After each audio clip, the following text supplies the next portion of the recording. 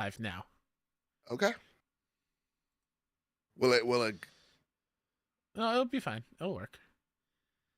Because you've scheduled it for 8 and we've gone live beforehand. It's fine. Okay. So Ken in chat goes, I love that now we even get blooper reels before the show. What did you see?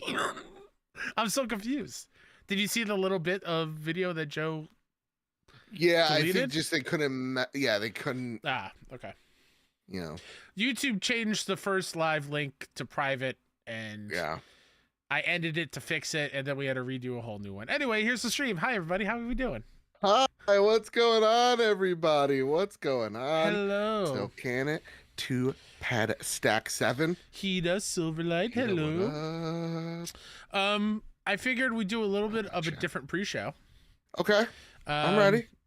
As I said in the now deleted 3-minute long live stream. This is the first time we're having this conversation. It's fair. Oh, I'm Kyle. How are you? Hi, Joseph. Oh, it's great to meet you. Host of the Trophy Room. Oh, PlayStation Podcast. also a host of the Trophy Room. That's crazy. No way. There's 2 of them? You can have 2? Yeah, that's wild. All right. Well, fair enough. It's so strange. But yeah, so I saw this. I still watch a lot of Smosh. I don't know. Okay. I feel like a lot of people moved on from them, but I figure they did a video on this where they were guessing the game, and the basics of this is it's similar to like a Wordle or any other kind of guessing game where we have 6 guesses to try to guess the game. And they're all screenshots, and every time if we're wrong, they'll give us a little bit more information. And I figured chat will also be able to help out because they're going to be able to see it. It should all work. I got to pull chat up on my phone, though. First time we've ever had this conversation. Oh, he just says Billboard, too. That's crazy. Isn't it weird that, YouTubers getting old? Like, they're wearing glasses and having kids and stuff? Yeah. Like I said, I'll say it on the show later. Seeing Greg without a beard, very weird. Very weird. Very weird. Seeing our friend Mike, original point here. Seeing our friend Mike of 6-1 Indie fame, with hair and no beard, very strange. So Cannon says deja vu in chat. I don't know what you're talking about. A big thing at deja vu. Yeah. All right, so we see some dice, we see some stars, some martinis. Yeah. I have no idea what generation this game is from. Okay, so let's figure this out. My first guess is a weird Mario Kart, because this road down here in the corner is throwing me off. Well, that's the thing. So like I was thinking Mario as well, but like those are dice, those are just musical notes. Those are normal looking stars. Fair. So I'm like, this isn't like Rainbow Road. This is a casino. Okay. I was thinking Psychonauts. I'm sorry, I think it's Psychonauts. Let's do Psychonauts off the bat, because I don't have a guess, actually. Yeah. Get rid of that ad. Only we can have ads. Nope. Oh my god, now there's like a military vehicle, Metacritic score of 85. 85, military vehicle. Chat, feel free to throw out some guesses too, Yeah, throw out some. And are they gonna tell us what it is at the at the end? Yes, they will. Okay. Something that they do though is if we get one of our guesses like in the right franchise, it will yellow the number, which means we're on the right track, just the wrong game in the franchise. Oh, okay, that's cool. This looks like this is an RTS. An RTS, right? But what type of RTS? You know what? Command and Conquer? Ooh, I was gonna just say because it looks snowy, Frostpunk, but I'm probably wrong. Yeah, I think. I'll throw in a Command and Conquer. Killzone. This does not look like no. Let's do Command and Conquer. Sure. Let's just do the basic one. It is not. PC, PS4, and Xbox One? What? Is this RuneScape? This looks like... No, hold on. This is a PS4 game. Right.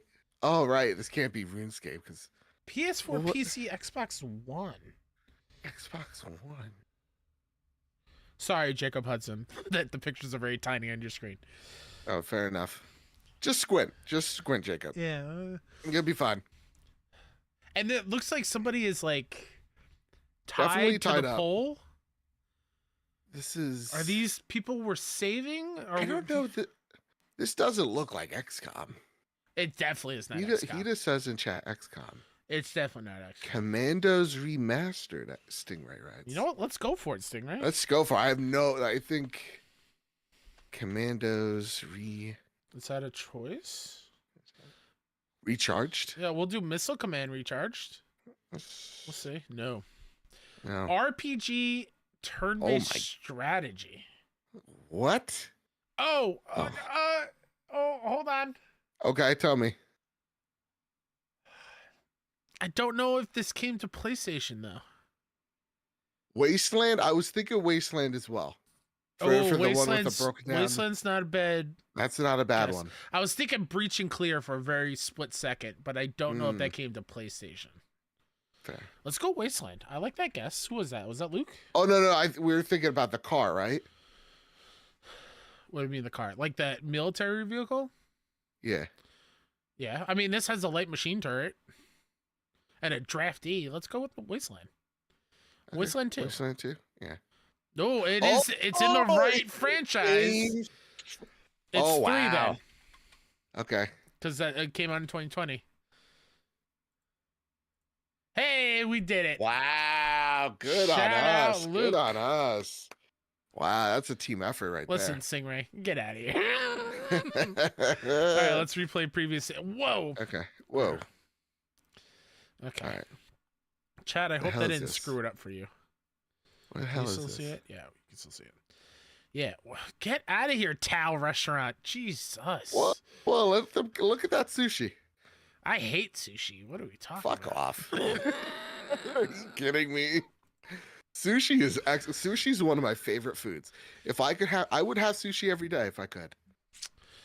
And I think it's good for you. I think. Fish. Most of the time. I know a similar game, but it's not it because it's not out yet. Is it the something of the Obra Dinn? It's not Obra Dinn. It's very similar. I know where your head's at. Okay. I feel like this is like a point and click game. Right off Landon the bat. is saying this war of mine? ? This war? Like, you mean? Let's go for it. This war of mine. It definitely looks like a. No. Banner Saga. The banner. I mean, sure, but I feel like Banner Saga got higher than a 79. You know? Wait. Can we like phone a friend? Which is. We have chat. I mean, can I go on Metacritic and look Banner Saga? Only. You allow that? I will allow you only looking at the score. Like, don't reverse image search. No. I'm not. Kyle, look at me, dude. You think I'm smart enough for that? Give me too much fucking credit. I tell you what. So it's a good game. Yeah. Oh, you know they remade Mean Girls into a musical? Yeah, I did. Why would they do that? Well, it's been a thing for a very long time. Why can't we just let things go? I don't know. Yeah, I definitely think it's an indie game, you know. Banner Saga was a 90. Yeah, on it's not PC. Banner Saga. Or sorry, 80. Sorry. You know what? I'm just throwing out a guess so we can move on because I don't like skipping. Okay. I'm just putting in Dynasty Warriors. It's not right. What? It's not right. But you know where we're going. I've heard of. Oh, I know what this is. What is this? Valiant Hearts? I think it's Valiant Hearts. Yeah. Wow, look at how, dude, we're pretty good if this is the case. Yeah, Valiant Hearts. It's Valiant Hearts. I mean, it's the same. Is the Great War the new one? That's coming to me- Netflix, I think. Hey, You we want me did to it. see? Hey. Okay, never. Yeah. Hey. I should have more faith. Hell I like yeah. this. Okay. All That right, was let's keep good. this going. Good job, us. Yeah. Good job, us. Okay. Oh, Jesus Christ. What? I don't know. Final Fantasy VI. It starts off in snow. Hey, you know what? Those could be stars. It could be Starfields. It could Fuck, be. you're Are, right. are we going light speed here, Joe? Is this a Star Wars game? You know what? That would actually give us the better chance, right? But which 'Cause it's Star in Wars this- game though? Let's first say Star Wars, and let's take it from there. Just regular Star Wars? Just say Star Wars. Let's do what was the motive one? Squadrons? No.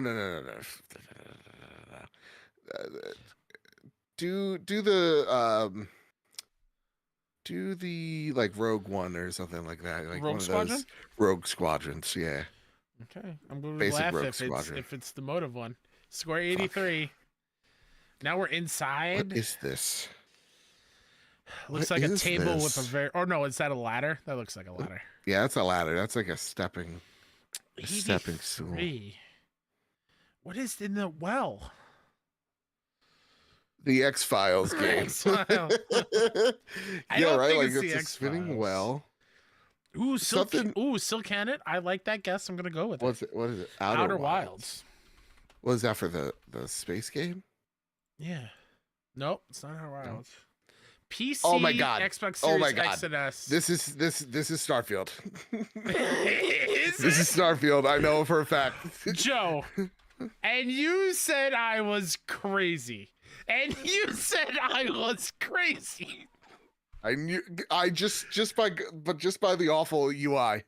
That's knew that was nuts. Starfield. I got it off of that blurry stars. Yeah. That's crazy. Oh, this is the same one from prior.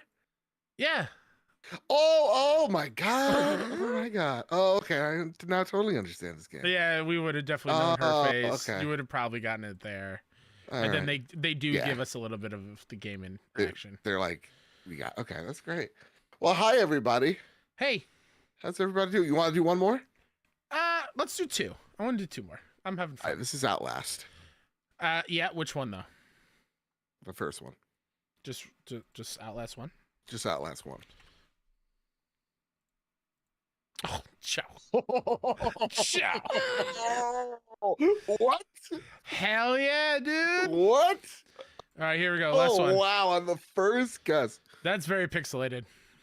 Yeah, that looks like. There's a little There's bit of no red way. down here. Are those lasers? Yeah. Is that like a It's like Armored Core, like on PS2. maybe? Like that. Could it be a Metal Gear Solid? Hey, let's try it. Just like Let's try it.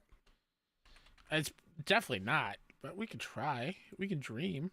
No, Mm-mm. no score yet. Oh, I know what this is. What is it? It's Lethal Company. All the kids are playing it. Oh, All what the a- kids are wow. playing it. Wow. Yeah, Kyle Stevenson. yeah. I do kind of want to play this because I think it'd be Yeah. fun with people. But My coworkers are actually playing Lethal Company right now. oh yeah, Yeah, you believe that? I found out my other coworkers at one of the job sites, they're playing Baldur's Gate 3. ooh. And yeah, we talked all about it during lunch. I lied. We're doing one more. Okay, we're doing one more. This looks familiar. Is this a Ratchet? Is this a Jack and Daxter? Racks on racks on racks. It looks like What about Infamous? No. No, right? No, okay. Definitely not the first one because that took place in the city. Like a What about brick, Gravity like, New York Rush? City. Because look at that one building. It's looking like it's floating. in the Yeah, back. yeah. Why can't it? Why shan't it be?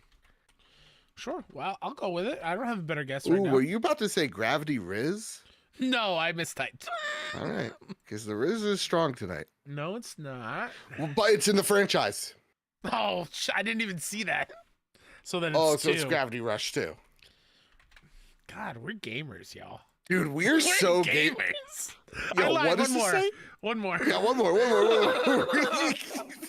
We haven't lost yet. Oh, we're Honestly, gonna lose can here. this be the new? Can this be the new pre-show? I'm so down. I I'm love so this down. so much. Okay. What? the Definitely fuck? olds. You're mining for Yeah. resources. Oh Jesus! Oh my God. It's definitely a PC game. Yeah. Definitely PC bullshit. Are you mining for things in like EverQuest? No, this can't be EverQuest. EverQuest didn't look like this. This is something. This is something strange. This isn't a. This isn't like Age of Empires either. This isn't a Warcraft, is it? Ooh, Stingray, Mythic, right? Or is it or Mist? Or it could be RuneScape. Shit, that could. Ooh, I'm going RuneScape. I like that guess a lot. This would be pretty good for a community game. That you're right, Jacob. You're right. No, it's not RuneScape. Not rated. Not rated. What is that? What is this? So it's what either is this? it's old. It's too old for ratings for Metacritic. Okay. Type in Sid Meier's. Let's see what Sid Meier's gets. You think this is a Civ? It's not Pirates. No. Railroad. It's not Gettysburg. No, there was like a futuristic one they did, and I thought maybe this could be it. Which brings me back to a core memory in my childhood.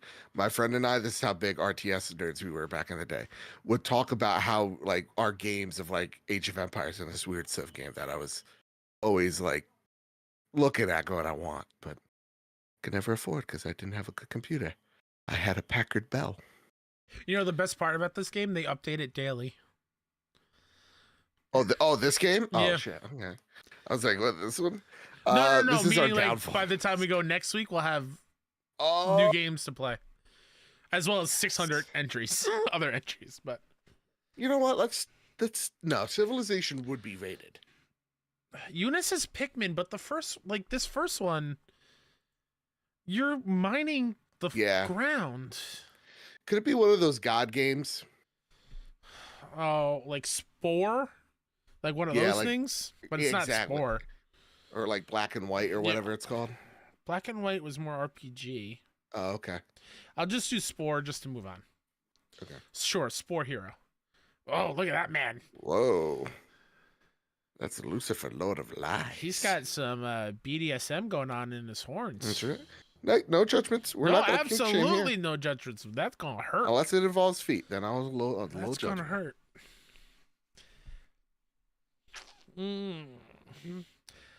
Does this feel Blizzard to you?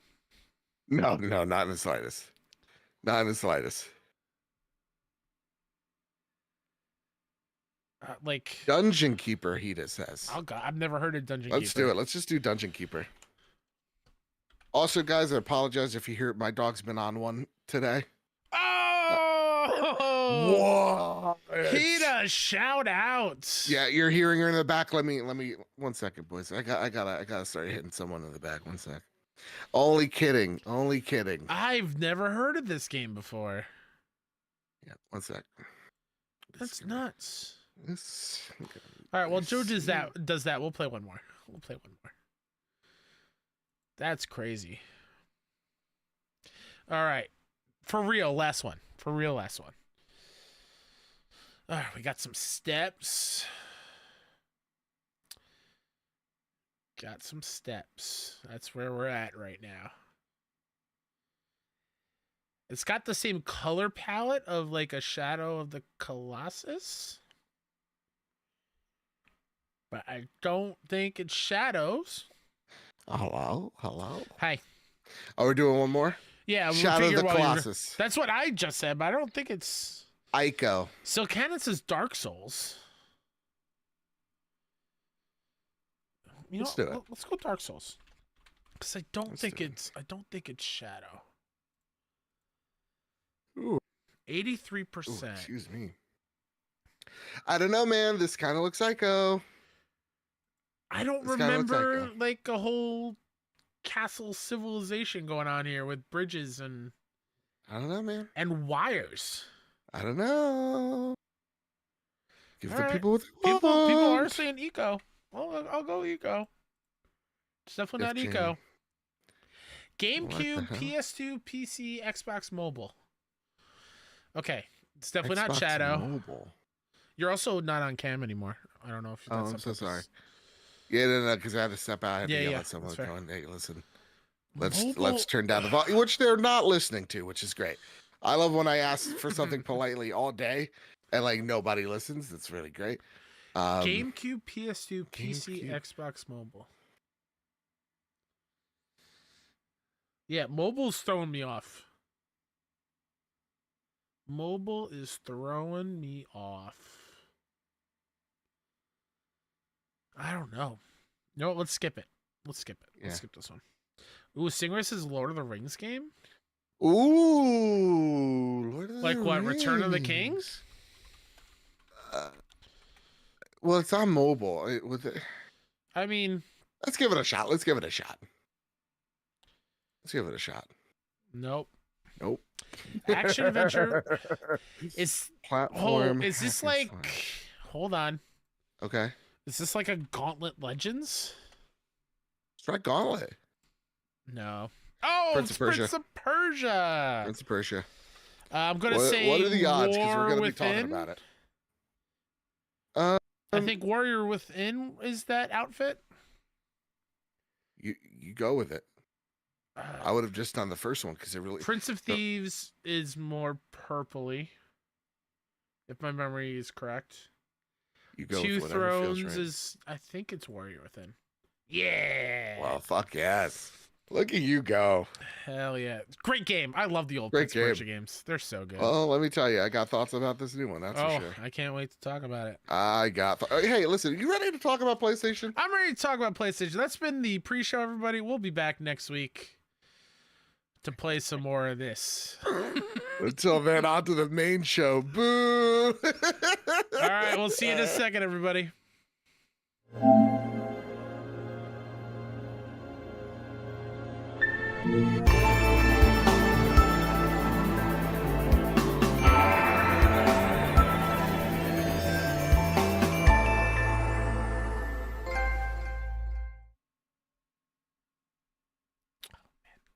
Wait, something happened on my end. Everybody. Don't worry. We're sticking true to this intro, okay? I'm not doing nothing wrong. Oh, something definitely broke on my end. Can you hear me, Kyle? I can hear you. Oh, I'm sorry. I was muted. Okay, cool. Because I'm like, now you're not talking at all. There you go. Sorry, OBS crashed. Now we're back. All right, Kyle, ready? Just like in the olden days. So I'm going to do 3, 2, 1. Let's do this. All right, ready? Am I doing the whole intro Okay. video again?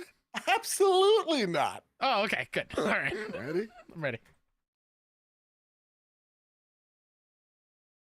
Oh, wait, no longer. Greatness has arrived. Welcome to episode 360 of The Trophy Room, a PlayStation podcast made by the players for the players. I'm your host, Joseph, aka Mr. Badbit, and it is here where me and my best friend Kyle talk about the latest, the greatest in all things PlayStation. Of course, this week we discuss Xbox exclusives potentially coming to PlayStation, an Ubisoft exec giving Kyle more ammo for physical media. The Last of Us Part 2 Season 2 cast has been announced. We played the Suicide Squad so we could finally talk about it, and so much more, as you can watch it live as we record over on youtube.com/PS Trophy Room each and every Wednesday night, or listen to it like all of you do over on Apple Podcasts, Spotify, wherever you find your podcast service of choice, and each and every Thursday.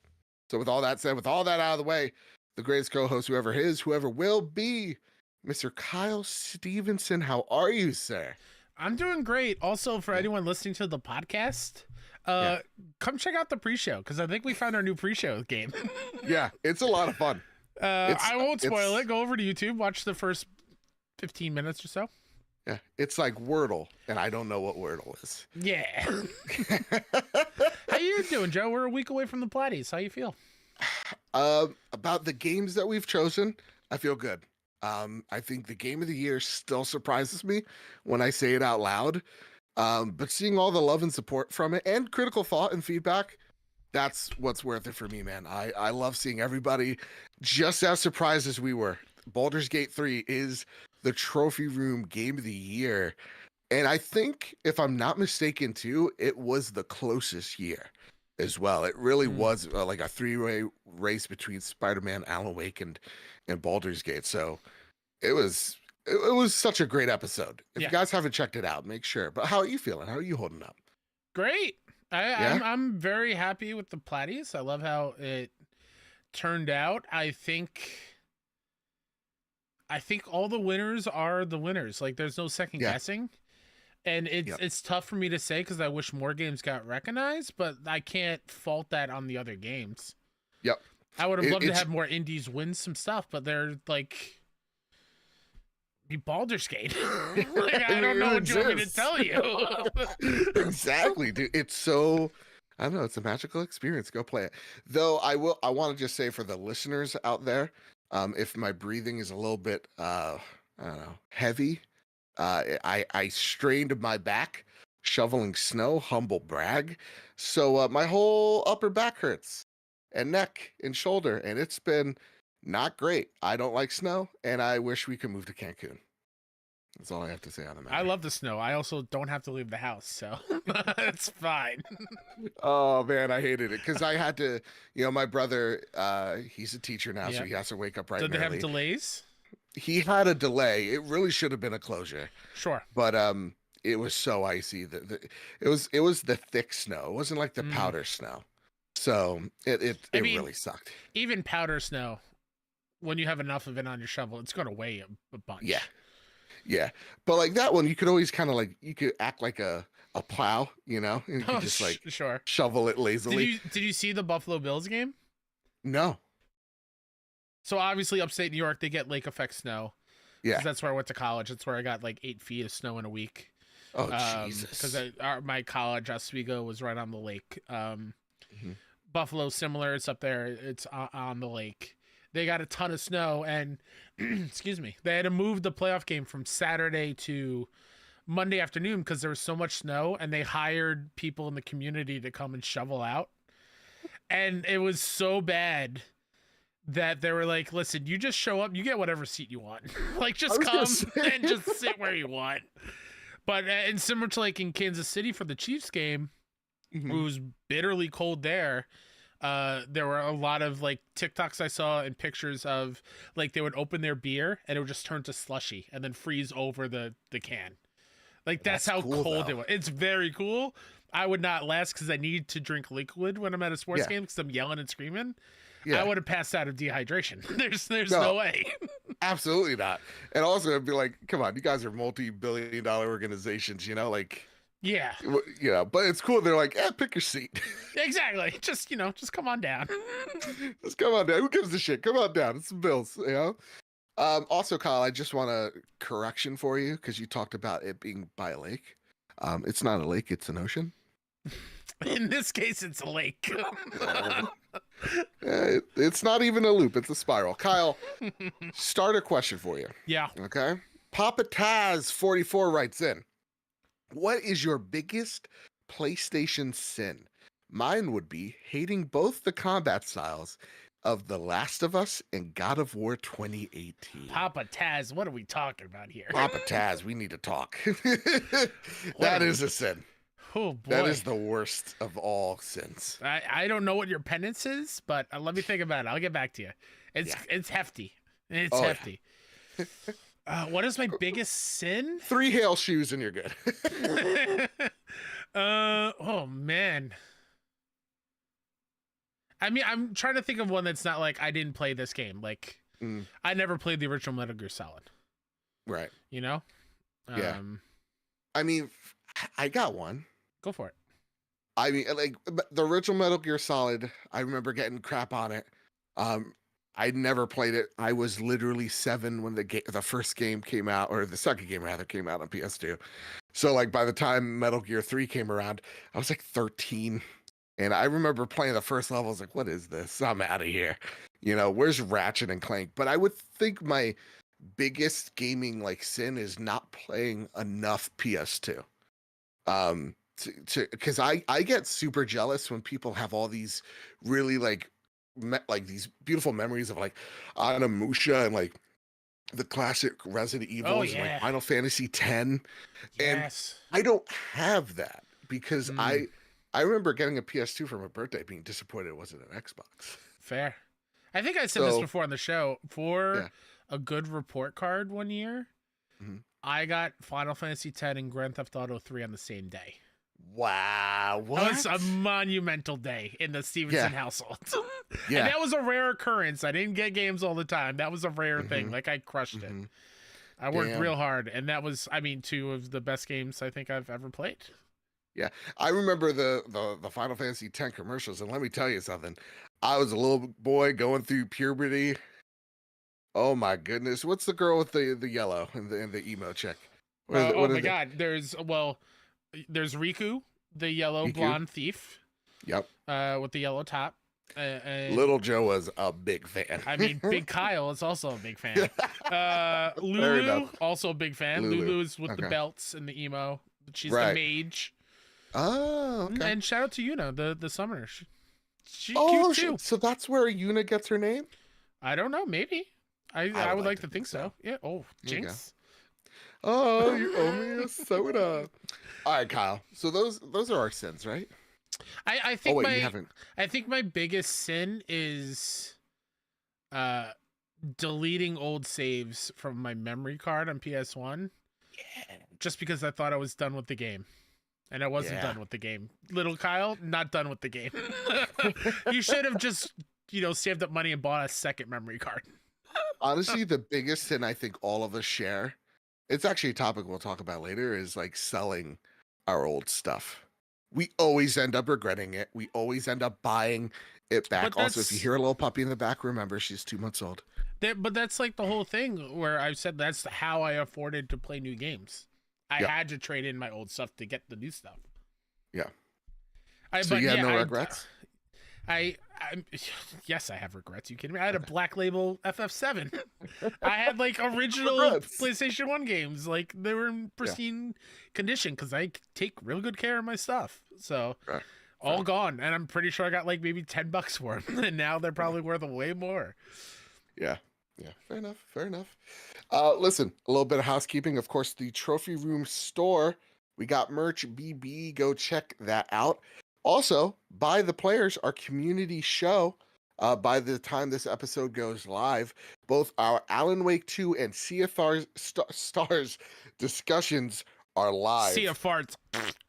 Oh, okay, Kyle. No, it's one of my favorite games of the year. I thought you sounded like you were about to say Sea of Farts. That's why I said it. Oh, no, it's just because I'm in an immense amount of pain. And yeah, our Alan Wake 2 discussion was on point. It was a ton of fun. I just love hearing from all of our community members because y'all are like so much smarter than us. You guys should be hosting, you know what I'm saying?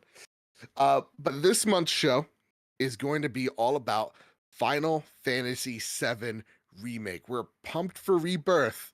So the community is setting out to play Final Fantasy VII Remake. I'm being a little different because I've already played Remake.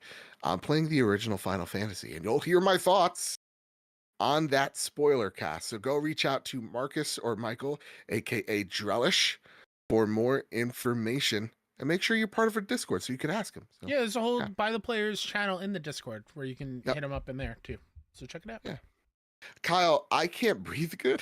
Could you talk? Could you give the Patreon pitch this week? You think? Could you read through the list of names? I was going to add something so we could talk about it later, but I can do that once I'm done.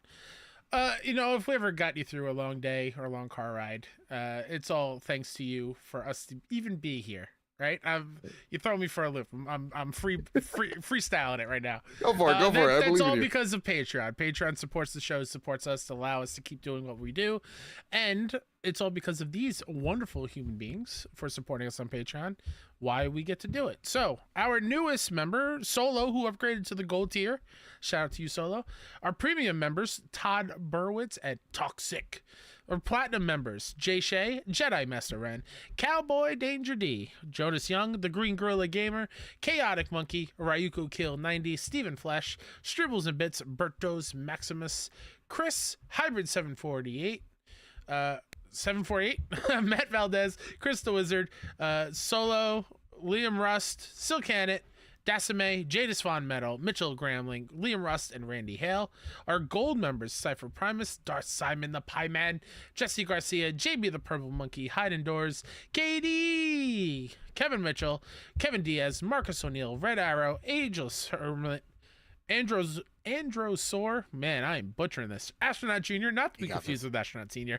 Winter Gamer, Robbie Bobby Miller, Brenton Zachary, Brenty Blob, Captain Logan, Final Fan XZ, Hambone, JD Dillinger, Stone Cold ET, Tino Six Speed, and Johnson, Sean McKenzie, Rick Arrington, Spam and Bammin, Matthew King, Overlord, Dewani Raksha, Drellish, Rick Davis, Black Mavericks, and Suddy. Man, as you were reading that, let me tell you what I just had. A back spasm. Again, it's one of those things where it's like after the fact, right? So I'll walk out from shoveling and I just, old man, you stretch afterwards, should have stretched before, and you hear the bad pop and you're like, I'm going to live with this for 72 hours. I'm on hour 48. This sucks. Yeah. I want to die. Very grateful. My family got me a new computer chair. It's a gaming chair. They didn't realize it. Not the best thing in the world. So this week when I get up and you do those like really big stretches. Yep. My hamstring instantly cramps because I stretched too hard and all the pressure's like on my hamstring. Oh, I hate it. I know. It sucks. Again, like this new chair, I loved it until the arm fell off. It's just like as I'm walking into the door, arm just on the floor. And then the lever where you lean back, just totally like fell off. So I was like, you know what? I got a month warranty. I'm just gonna return this for another chair. Yeah, I'm just gonna. You know what? That's just gonna. I mean, it's wobbly as all hell. So I don't know. I might die. I might die on this episode, y'all. That said, listen, it's time to finally square up the news. First bit of news is a bit of a doozy. Tom Ivan over at VGC writes, Sea of Thieves could be released for PlayStation and Switch, it's claimed. And Kyle just bit his tongue while he was talking. Ow. Last week, the Nate the Hate podcast said Microsoft was planning to bring one of its, quote, more acclaimed, end quote, first-party games to competing platforms this year. Responding to this claim, Giant Bomb's Jeff Grubb said Rare's Sea of Thieves could be set to make the jump to Sony's and Nintendo's consoles. Quote, Sea of Thieves, I'll say I've heard that was one that might be coming to other platforms, he said on Monday. When I first started hearing these rumors, I was like, this is probably about Sea of Thieves, because I've heard that could come to Switch and PlayStation, end quote. In his new industry newsletter, GameFile, former Kotaku editor and Axios reporter Stephen Totillo also said on Monday that he'd been told by a source that Microsoft has considered bringing Sea of Thieves to PlayStation, possibly for an early 2024 release. Had a bubble in my throat. The pirate-themed co-op multiplayer game released for Xbox One and PC in March 2018, when it became the first exclusive title for Microsoft to launch on Xbox Game Pass day and date with its retail release. Microsoft said in July 2020 that Sea of Thieves had been played by over 15 million people, cementing its place as, quote, the most successful new IP from Xbox this generation, end quote. An enhanced version of Sea of Thieves was released for Xbox Series X and S in November 2020, and Rare said in June 2022 that the game had attracted over 30 million players. Some fans on social media have also speculated that the unnamed Xbox title reportedly headed to rival platforms could be Tango Gameworks' Hi-Fi Rush, the action game that hit Microsoft's consoles this time last year. Grubb didn't rule this out. Quote, I don't know if this is necessarily a sign of a change in global strategy for how they approach Xbox going forward, he said. It seems like it might just be a case-by-case thing. And they're like, what's the best thing for Hi-Fi Rush? Well, it would be nice to make a little bit more money, and it would be nice to raise that franchise's profile a little bit, because I know that they really like Tango Gameworks at Microsoft, and they are growing that studio. These things are true and have been told to me, and that came out in the wake of Hi-Fi Rush, end quote. Interesting. Very, very interesting. Now, this rumor set the discourse for the last week and a half, and it's been... Did it? I haven't seen anything. It's been pretty crazy how people have kind of put out the jump to conclusions mat and just started making random leaps all over the place. Because the one thing that I really hate, especially like I think in today's like rumor culture in games, is like when, for example, on the Nate the Hate podcast, I never heard Nate the Hate till right now. They always talk in riddles. It's like more acclaimed first-party games coming out. It's like just They tell think us they're the which Mad one. Hatter in the Arkham games. That little side quest. Exactly. And for me, it's like nobody said it was Hi-Fi Rush. It could be Pentiment for all you know. Yeah, It could be something completely different from sure. like years ago. It could be Brute Force for all It we know. could be the because I don't think. Yeah, the Ori games aren't on PlayStation. Could be Ori. Yeah, who knows? Yeah. Right. And at the same exact time, yeah, Xbox has had a history of putting other games or letting their partners put their games on other platforms. Cuphead's a great example. Ori, as you just mentioned, a great example. But I feel like people just kind of took this story and just started running with it and seeing which direction they should run in. It just felt really odd. And to see the Sea of Thieves connection, shout out to my boy Luke Lawyer and Captain Logan over at the Xbox Expansion Pass. More so Captain Logan. I don't mean that in the funny terms, because he hosts a Sea of Thieves podcast called Keel Hall Podcast. Check it out if you love Sea of Thieves.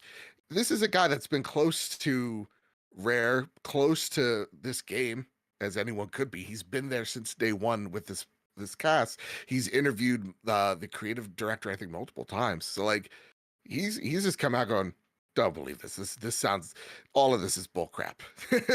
So like, if someone's telling me who's like the closest to this thing, of whom I trust, this is probably malarkey, then I'm one to take that side of it. At the same exact time, though, Kyle, I'm gonna play a little devil's advocate. Because usually when there's doom and gloom in the Xbox community, Papa Phil and co. come out holding hands going, "Don't worry, guys. Everything's going to be great," right? It could be the big things like Call of Duty is going to remain on PlayStation. It's going to expand other places. It could be when Redfall scores a 5 out of 10 and they go on a podcast and they talk about losing the generation to lose. And it could be something as small as the CFO saying, "Hey, listen, we're thinking about putting in Game Pass even on PlayStation and Nintendo to investors." And then Phil the day after going, "Whoa, whoa, whoa, guys, whoa, whoa. We're not going anywhere. Xbox is still a thing," that type of stuff. And I would also just say, let's just take a look at Phil's language as well. It wasn't up until last month, Phil said we have to consider PlayStation and Switch gamers as part of the Xbox ecosystem. So I kind of see both sides here. I see where my friend says, "Listen, I don't smell any smoke. I'm very close to this team. I haven't heard a gosh dang thing." But I could also see where, again, people are coming up with, see, I mean, listen, Jeff Grubb isn't just going to make something to make something. Steve Tortillo isn't going to back up a claim just to back up a claim. I think Steve Tortillo is one of the best reporters we got here. Yeah. And has a tremendous track record. Same with Grubb. Yeah. And I just don't trust see them over a Nate the Hate. No offense to Nate the Hate. I trust those two over that. Because their names don't rhyme. So, and also you have hate in your name. Are you trying to like brew a little something going on? I don't know. We got hate in your heart. Just let it out. Kyle Stevenson, I want to know where you fall on this. You've seen everybody yell, hoot and holler. Where are you blocks, here? A lot of mutes. Yeah, I don't have time for that. Fair enough. Nah. Well, what do you think? Do you think we're going to see a Hi-Fi Rush and a Sea of Thieves? So, part of me says yes. Mm-hmm. More so Hi-Fi Rush than Sea of Thieves. Why is that? Just because, and I joked about it before, and I know this one will never happen. Okay. But like, there has to be a PlayStation build of that game somewhere. Right.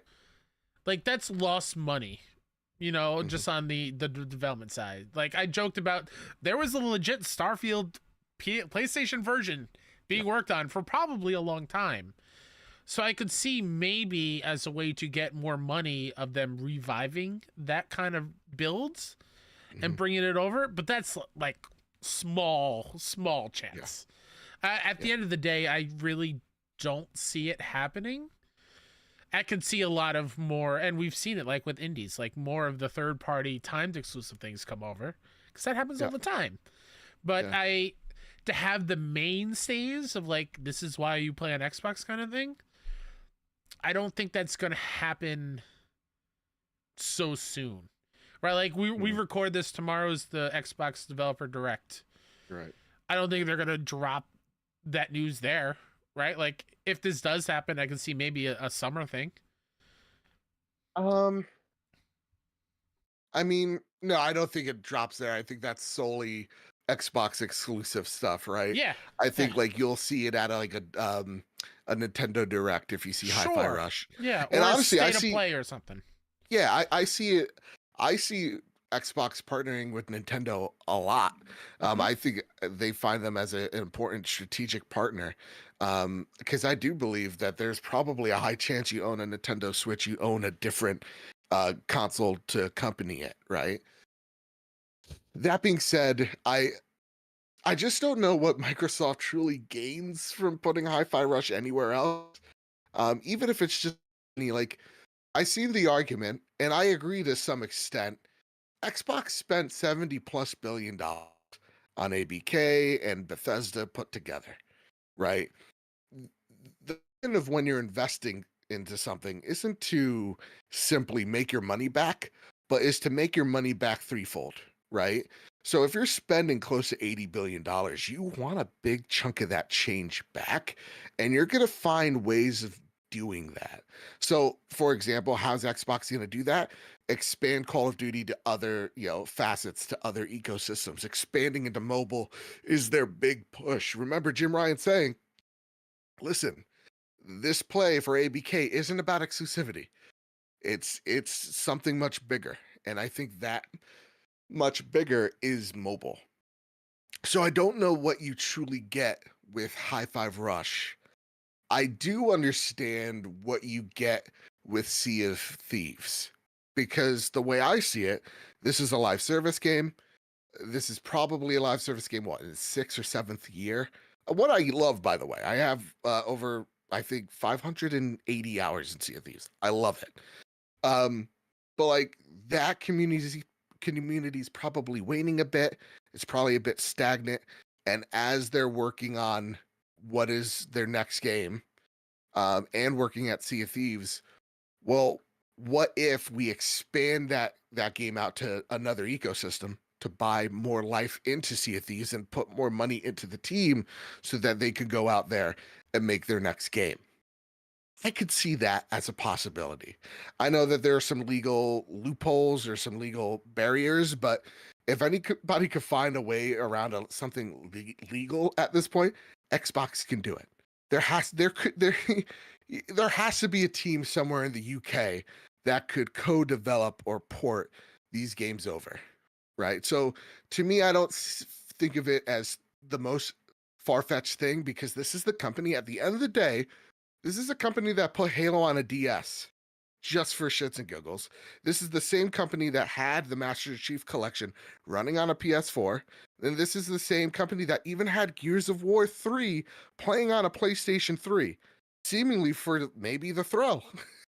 I'm just saying, let's see if we can do it.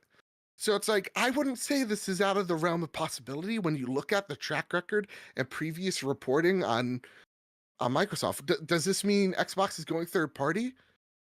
They already are a big giant third party. They own the biggest one. So it's like, they're in a weird place that we're now watching them navigate, which is being a massive third party publisher, having your biggest partner now ironically be PlayStation, because ABK's biggest partner was PlayStation, while also competing with them. And you're seeing how they navigate.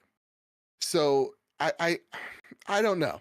Truthfully, it goes back to, I don't know, because I could see the argument on both sides. There's not much more substance to me just throwing this out.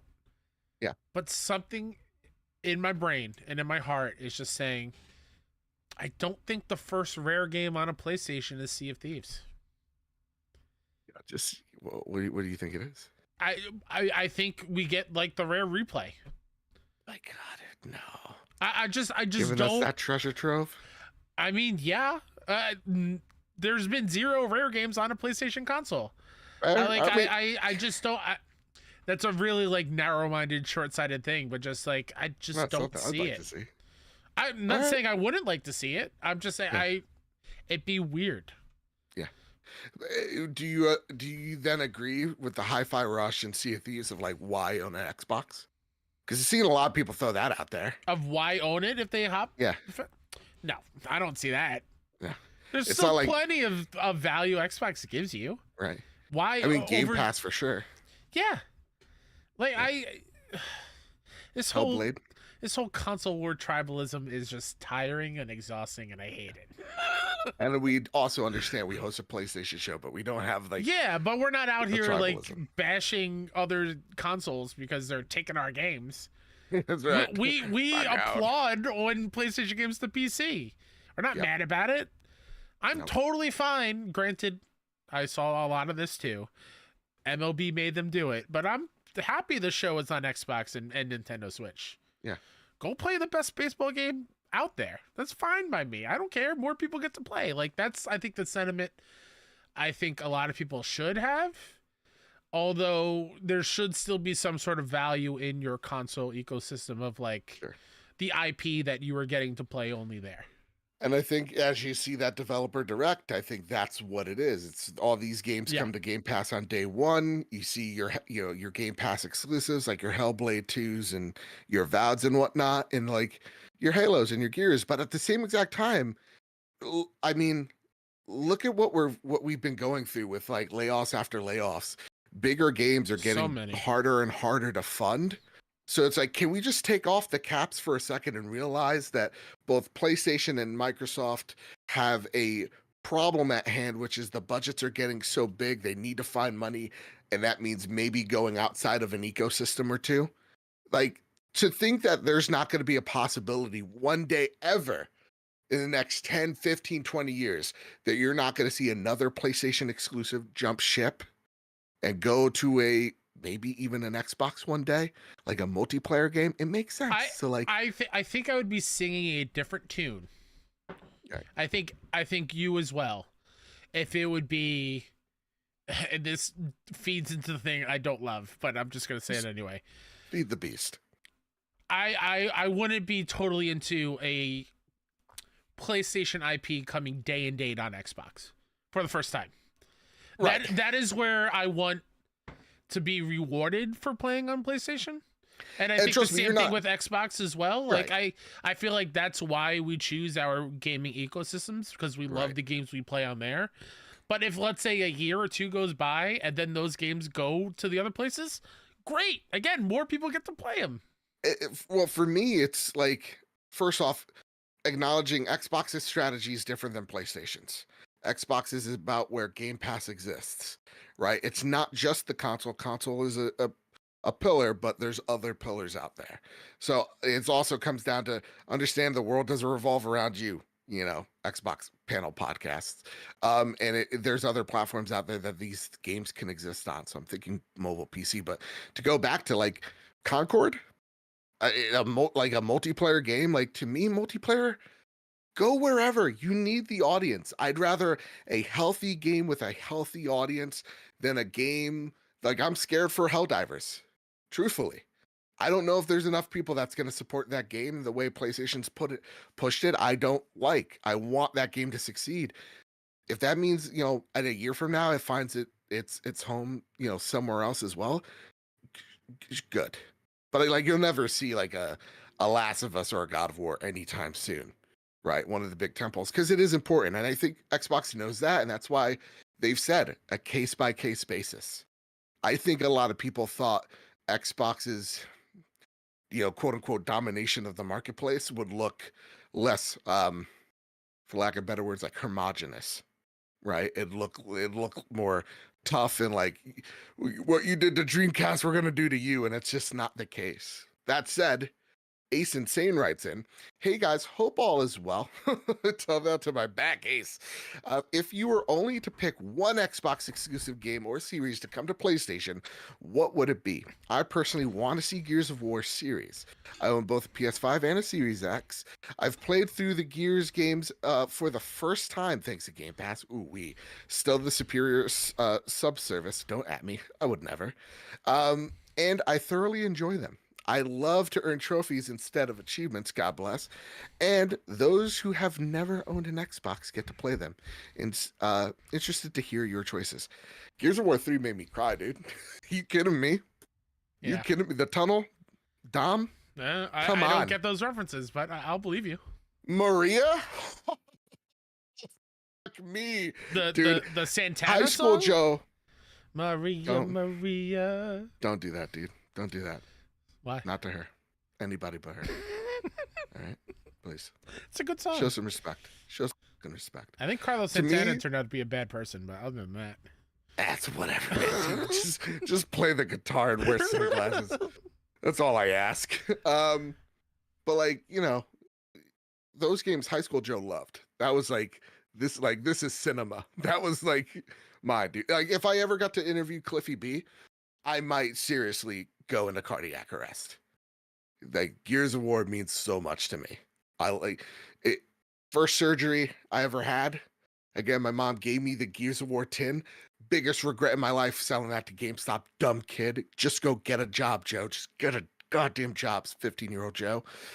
But like playing it with my friend Ruben co-op, one of my greatest gaming memories. That said, Kyle, getting to play Halo with a DualSense, could you imagine? Oh my That'd be kind of cool. goodness. That'd be kind of cool. What Xbox game would you like to see on PlayStation? I don't know. It's like, because I don't have those memories. I didn't have an Xbox until recently, and even then I had to get rid of it because I wasn't working and I needed some money to pay bills. So it's like the world is my oyster kind of thing when it comes to picking what I would love to play. Well, there's like, ever with my been one DualSense. that like has I mean, gone- the Gears have always been like, yeah, I would love to. Yeah. I genuinely think one day soon we'll get to play, I think, my choice, which is Sunset Overdrive on PlayStation. I played a little bit of it with Game Pass during the Okay. pandemic and enjoyed the hell out of it. Would love to play that game on PlayStation. Fair. Like, I have jokey ones, but it's like Give me one jokey one. Just I give would me one love the jokey one. Fusion Frenzy series to come Bam. over. I There love you go. party games, and Fusion Frenzy are like the top of the list of games that I played like in college. Yeah. All right. But Fair yeah. enough. Gears, I think, would be the one though. Fair. Bertos Maximus writes in. What do you think the odds of seeing Game Pass on PlayStation has changed? As always, stay safe. Bring us the sweet, sweet content. House Slanger for the win from your friend across the pond. P.S. Stoked Baldur's Gate 3 won the Game of the Year Platty. Ooh, I know. It feels great. Also, I feels just great. thought of another one. for Fable. Let me play Fable. Ooh, Maybe okay. that's like the Baldur's Gate kind of love. It's so the good, high dude. that I'm running on. Yeah. Love to play Fable for the first time on PlayStation. What do you think the odds are now seeing a Game Pass on a PlayStation? I mean, you kind of swayed me a month ago when you brought up that thing, and you went on your infamous TED Talks, which I think we should make a shirt. Yeah, a bit talk. Yeah, a bit talk when All you're right, on the fair stage. Here, everybody, here's my slideshow. Yeah, I could see it because like you said and other people said, like Game Pass is their thing. I could totally see it. Like, why wouldn't it work on a PlayStation? Sony is using the is it Azure, right? The Azure cloud servers. Yep. Like, they're teaming up already. Like, it's not like they haven't had talks behind the scenes and like helping each other out in certain ways. Yeah. I'm not ruling it out. I think that's, if anything, I think that is more of a surefire thing in the next couple of years than I think any other like singular game coming. It's in PlayStation's court, and 1000. It's similar to oh my god, crossplay a few years ago. Right. It's in PlayStation's court to enable that. and they don't have any. I mean, think about it. It's like, what's in it for me? As Mr. PlayStation in the room, going like, what's in it for me if I get Game Pass? Like a cut of it. Like, we have our own subscription service. Yours is obviously better. PlayStation's even admitted behind closed doors, Xbox Game Pass is better than ours because of day to day. But like that would legitimately take Microsoft being out of the console race for that to happen. I would think. Also, Silkana in chat says, didn't Phil rule that out for now? I think he did. He did for now, but he also said again, think of PlayStation and Nintendo as part of the Xbox ecosystem. Come on, you know? Now, if we're talking Nintendo Lore, games open on your my eyes. PlayStation, that's a whole different story. Give me that tomorrow. Oh, absolutely. You kidding me? Oh, well, I want to see Animal Crossing on the Portal. Let's make it happen. Kyle. Cosico writes in. Sorry, I messed your name up. Google auto corrected it, and I don't like that. So my apologies. Sorry. Ooh, the Platties were fabulous. Thanks for hosting such an amazing show. My question is a bit in reverse. To the others about Xbox exclusives coming to PlayStation, my 2 cents, I would love to see the complete Master Chief Collection, as we are starved for a great FPS, that's true.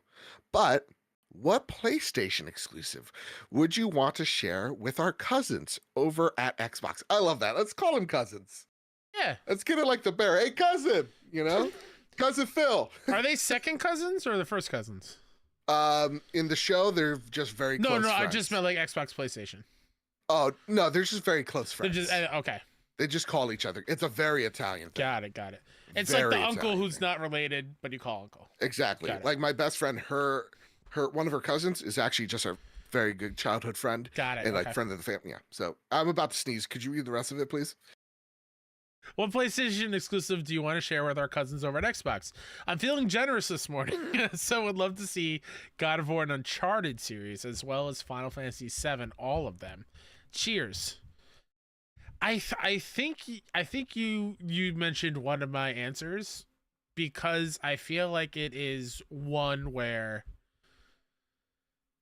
I feel like a lot of Xbox players, not the level-headed ones, you know, the crazy ones who are making Twitter a hellscape, and same thing with PlayStation players, same thing on that side. Right. I would love for them to play the Uncharted series. Yeah, man. They seem to always like to poke fun at Uncharted, like, oh, it's not that great. You're lying. It can't be that good. No, I want you to play it, and then come back to me. No, I want to see Last of Us on there. Oh, I'd love for them to shut their mouth, Fair. cousin. You know, I would love to see Last of Us and Last of Us Part 2. Because now that you have it, and I want to see, here's the thing I really want to see. I want to see the numbers. I want to see the sales numbers. I want to see them 1 and 2 on the marketplace. You know what I'm saying? Yeah. Just shut up those dummies. Just any over-the-shoulder third-person action game that they love to say that's all PlayStation's got. That's right. That's right. And then you take a look at 2024 and you go, indie, over-the-shoulder action game, you know? Avowed, over-the-shoulder action game. Yeah, that's whatever. All right, Kyle. Enough of that. It was all in good jest. We all had fun here. Yeah. And at the end of the day, I don't really buy it, but like, I'd be happy to see it because again, I'm not like one of those people, because I am afraid of saying like, I'm a big fan of this game, not being like a huge Xbox guy. People go, of course, it's random, but like, check out my achievements for Sea of Thieves. They speak for themselves. Literally close to 600. That was my pandemic game. So like, I would love to see it on PlayStation and some. I would love to get trophies Never get for some Xbox games. You kidding me? I would love that. Yeah. So, I don't know. We'll see. Also, in addition to Abby yapping in the background, little man Owen is apparently running a marathon upstairs. So, if you hear banging on my end, there you go. That's right. I don't hear a gosh dang thing. Can you hear Abby in the back? No, I can't. Okay. But I can see my Discord window light up whenever he's running right above my head. So, fair enough. Just throwing that fair out enough. The next bit of news that we need to square up comes from Zarmina Khan over at PS Lifestyle, and Zarmina writes, this comes from Ubisoft, players need to be comfortable not owning games for subscriptions to grow. Ubisoft's director of game subscriptions, Philip Tremblay, has said that players need to become comfortable not owning their games in order for subscription services like PS Plus and Game Pass to grow. Game ownership and preservation have both been hot-button topics in the games industry, with companies vying for a slice of the subscription services market. Speaking to GamesIndustry.biz amid a revamp of the Ubisoft Plus subscription service, Tremblay said that gamers are still used to owning their games and haven't transitioned to subscriptions as quickly as consumers of other forms of entertainment. Tremblay says that this shift, quote, needs to happen, end quote, in order for subscription services to grow. Quote, that's a transformation that's been a bit slower to happen in games, Tremblay explained, adding that gamers should be assured that they won't lose their game progress and their time investment isn't in vain if they don't own a game. You don't lose what you built in the game or your engagement with the game, he continued. So it's about feeling comfortable with not owning your game, end quote. Game companies have thus far been reluctant in addressing game ownership, particularly with reference to subscriptions, so Tremblay's candidness has ended up ruffling some feathers. Ooh, Kyle, why do I get a sense that something bad's about to happen? I hate everything about this. You could say what a Tremblay opinion, right? Get it? Because it sounds like terrible. Sure. I hate me. I'm sorry. I'm sorry. I really thought that was gonna be at least a laugh. Ghetto Berry writes, "Hey guys, hope you're both doing well." Oh boy, again, talk to my back. I just sneezed earlier and I saw God.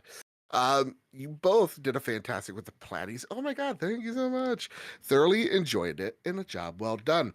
My question this week echoes what I've brought up similarly last year. Game UK has announced that they are no longer accepting trade-ins as of next month. After selling their last batch, you will no longer be able to buy secondhand games from their stores. And you can't bring your old console for money off your new console. This was expected in the long run. But do you think this is happening too soon? Or do you think time is now for pre-owned games to become a thing of the past?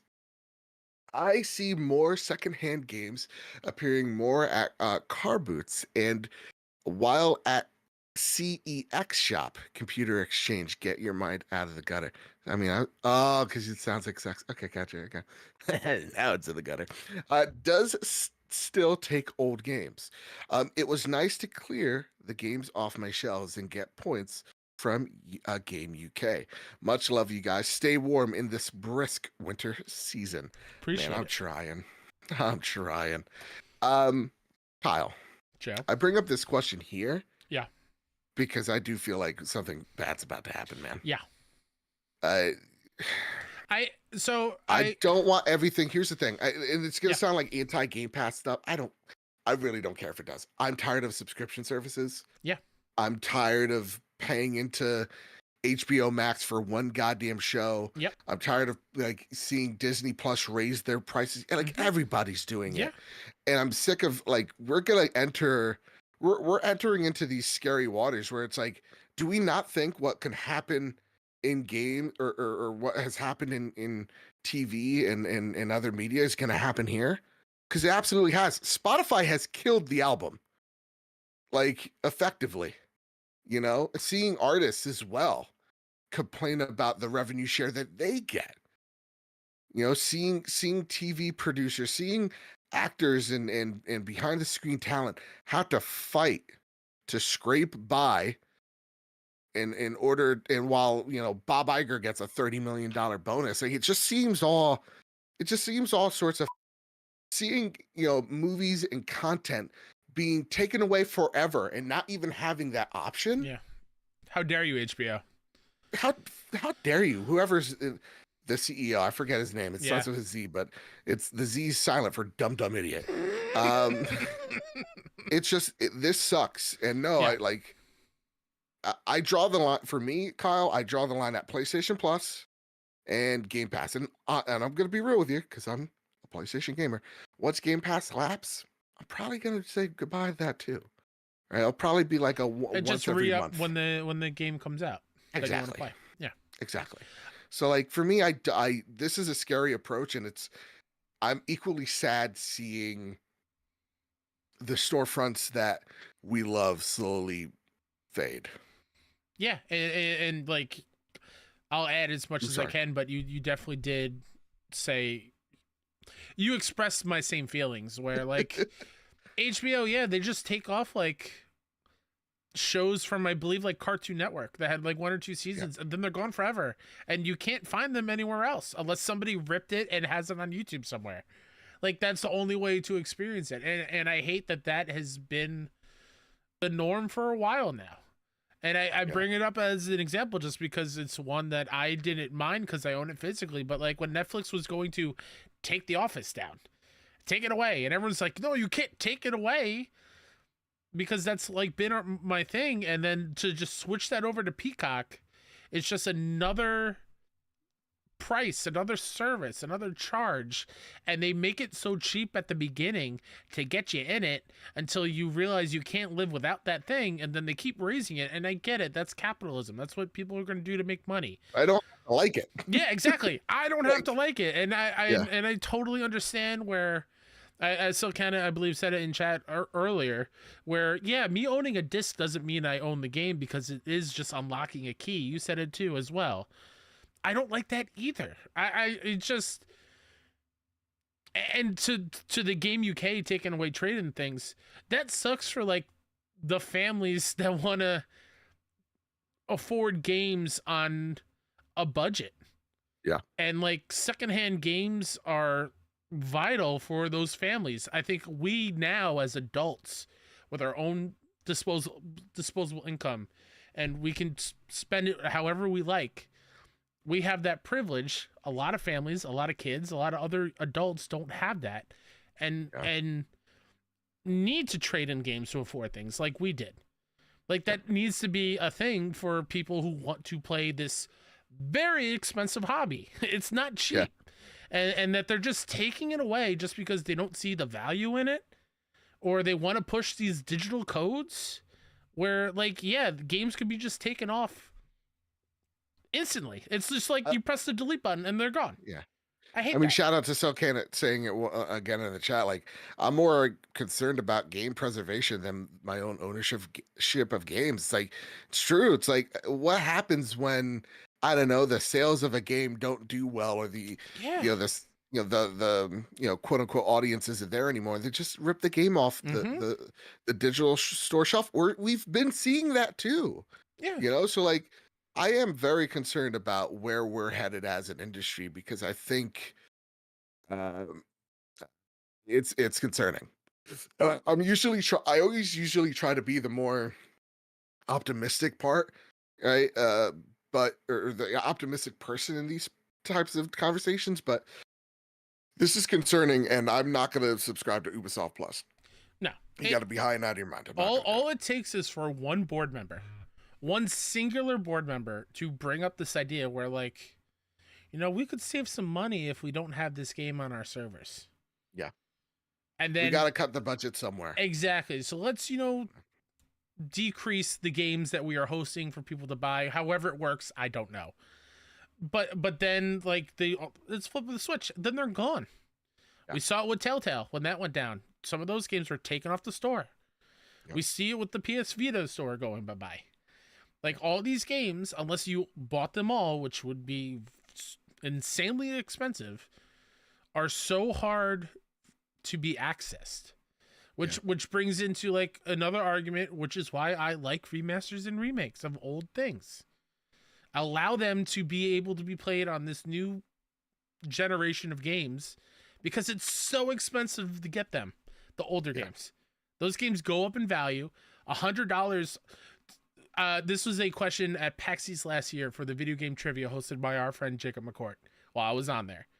He showed a picture of Little Nicky, the Game Boy game of Little Nicky, the movie game. Guess how much that game is? It's selling for. Complete in box, like $650. Jesus Christ. Like, it's granted, that is a rare case, but a lot of those older games are so expensive, and you can only play them if you have the original cart version or the original disc. I hate that. That is a game preservation thing where I wish these big studios have that kind of talk within and be like, this is our ecosystem. Let's have all the games, or as many as possible, be able to be played by anybody. Yeah. Because it's like it's a history thing. I don't want to be 80 years old and be like, hey, you remember this game? Oh, I've never heard of it. And me not being able to show them. Right. And I think we already have such a bad, we're already so bad at it to begin with. And so to have some boardroom guy who doesn't know me at all, right? Go, People gotta normalize not owning their stuff while trying to preach NFTs or digital ownership. It's like, and it's also just like, hey, all, by the way, don't pirate our games. Yeah. Well, I'm sorry. How else am I going to play it if it's nowhere else? Yeah. I can't afford it because you're shutting down all secondhand games. Sucks. Spoiler alert, a lot of people pirate games. It's a thing. I did in my youth. I'm not afraid. Statute of limitations are up. I don't care. Okay. It's been years, decades, but I did it because I wanted to play the game. I think it was like StarCraft on PC back when I was younger. Joe, it's been 20 years. I don't know law, Kyle. I don't know law. I'm pretty sure it's like 8 or 11 years. It's fine. No. Come after me. I don't care. I think it's 35. Anyway, so like, no, I agree with you. And I think, again, like the pirating scene, a lot of their cause is just like, listen, these companies don't give a shit. Might as well create a market for ourselves where the price is literally just, how much do you want to pay? And sometimes it's just no prices here. Listen, they're starting to make an argument for it. These big CEOs, not us, them. That said, Kyle, let's talk about something fun. All right, let's. Listen, that was tense. I want to unwind. God knows my back needs it. We learned of this like immediately after the Pilates last week, I believe. Yes. As soon as we were done recording, we saw this come up on the good old Twitter. Sammy Barker over at Push Square writes, upgraded PS5 controller with hugely improved battery life spotted.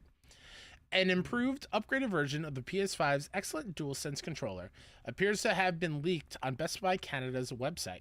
The listing for the product, titled PS5 version 2 DualSense wireless controller, promises the same features and functionality as the existing version, but also touts, quote, an exceptional 12-hour battery life, end quote. The current version of the pad lasts around 3 to 6 hours on a single charge, depending on the game you're playing. The product listing also mentions that the DualSense charging station is included for easy, quote-unquote, click-in charging, and fans have also noticed that the dimensions of the packaging may be smaller than the existing device. Obviously, this will make logistics more manageable for Sony, but doesn't really mean much for the end consumer. The controller has an $89.99 Canadian dollar fee attached, which is the same price as the current non-colored versions of the peripheral, suggesting the improvements outlined above won't incur an increased cost. Obviously, we'll check with Sony to try and learn more about this upgraded pad, assuming it's not an erroneous listing by Best Buy Canada in the first place. Ooh-wee. Now, here's the thing. They totally changed the URL. So this seems like, again, where there's smoke, there's fire. But I would also like to add that, what is it? $89.99. That is also the normal, what is it? $64 that a console, or sorry, a controller gamepad is worth. Mm-hmm. Yeah. So that said, Kyle, what do you think of this news? Are we finally gonna like get a controller with decent battery life as a PlayStation fan? Does that excite you in the slightest? Yeah. I actually, I'm in the rare cases where I don't notice it hindering my gameplay sessions. Mm-hmm. Like, I will say though, the other day, I was like, oh, let me use my pink one. I haven't used it in the rotation a little bit. I turned it on. It lasted maybe an hour. I'm like, oh, this is it's on its last legs. Yeah. But that was like the first time in a very long time I've noticed like decreased battery life. I've had issues with like my Ragnarok controller, which is permanently in the case, that has a stick drift, so I can't use it. But stick drift is the devil's work. I don't really notice the battery thing, but for 12 hours, that's great. And for not like not them touting like this is a DualSense Plus and charging an extra $5-10. I do like that idea a whole lot. That said, if you feel risky enough, you could upgrade it yourself for the same price. Like for like $15, you could find a battery that will give you that 12 Sure. battery life. Or as many of us have done, I'm not naming names, but it rhymes with Mo, get a new controller and then just return the old one in the box. I would never do. Yeah, I know a guy, Mo, that's done that too. Yeah. Didn't do it. Goes by Mr. Lad Lit. Yeah.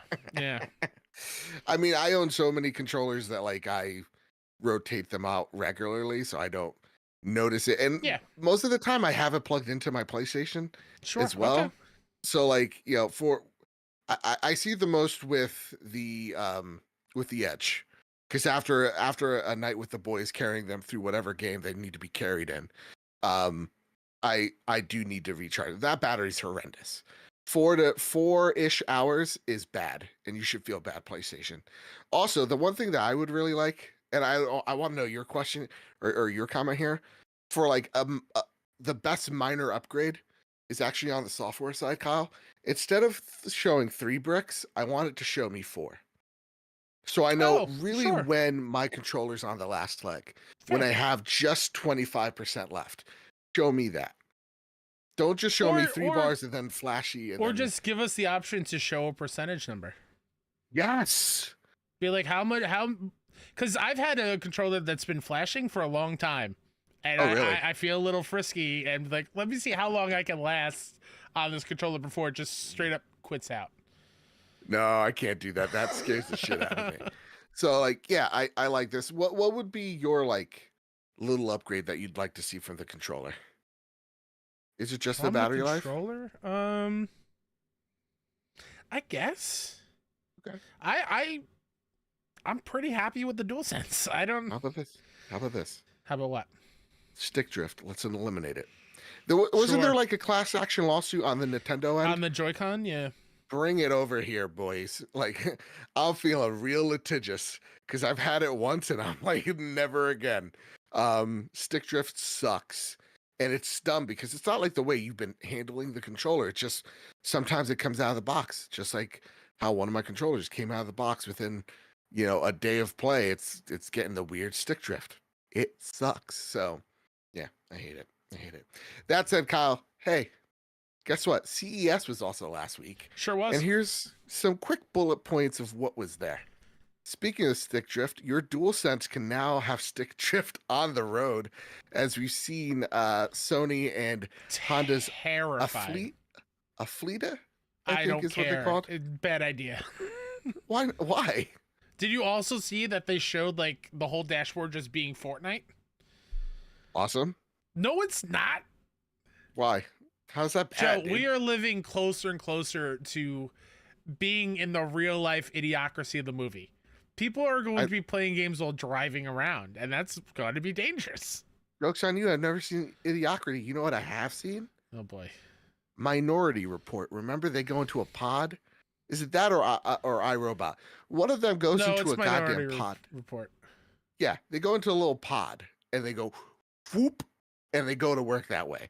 And they go out of work and guess what? They're controlling the computer with their hands.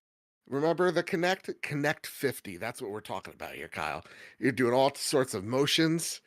It's rad, dude. You're seeing people's minds and crimes they may commit. We just talked. We just talked about the battery life. Right. You're right. What happens if you didn't charge the DualSense and all of a sudden in the dashboard you get that blinking, battery low, and you're in the middle of the highway?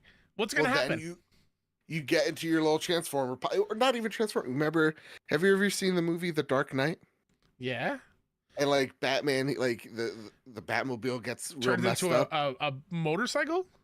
Well, he goes and he shoots out, and it's a motorcycle. It's like I'm in the theater.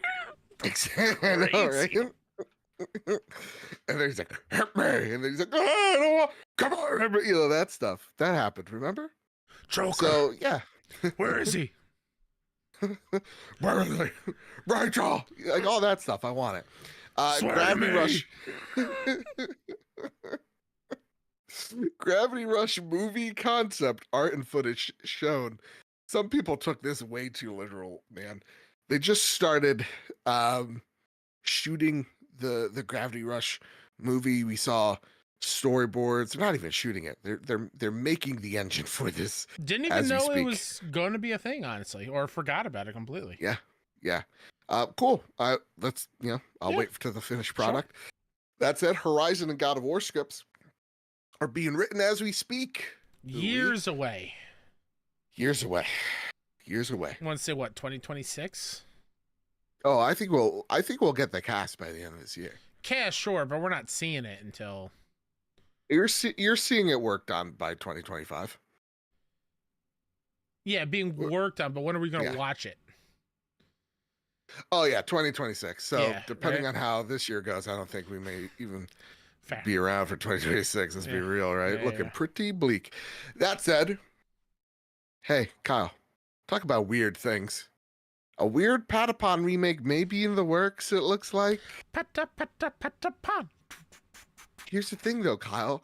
It lacks all the charisma and charm and art from the original Patapon. Yeah. It's weird CG looking 3D. It's weird. It's a weird descripting word.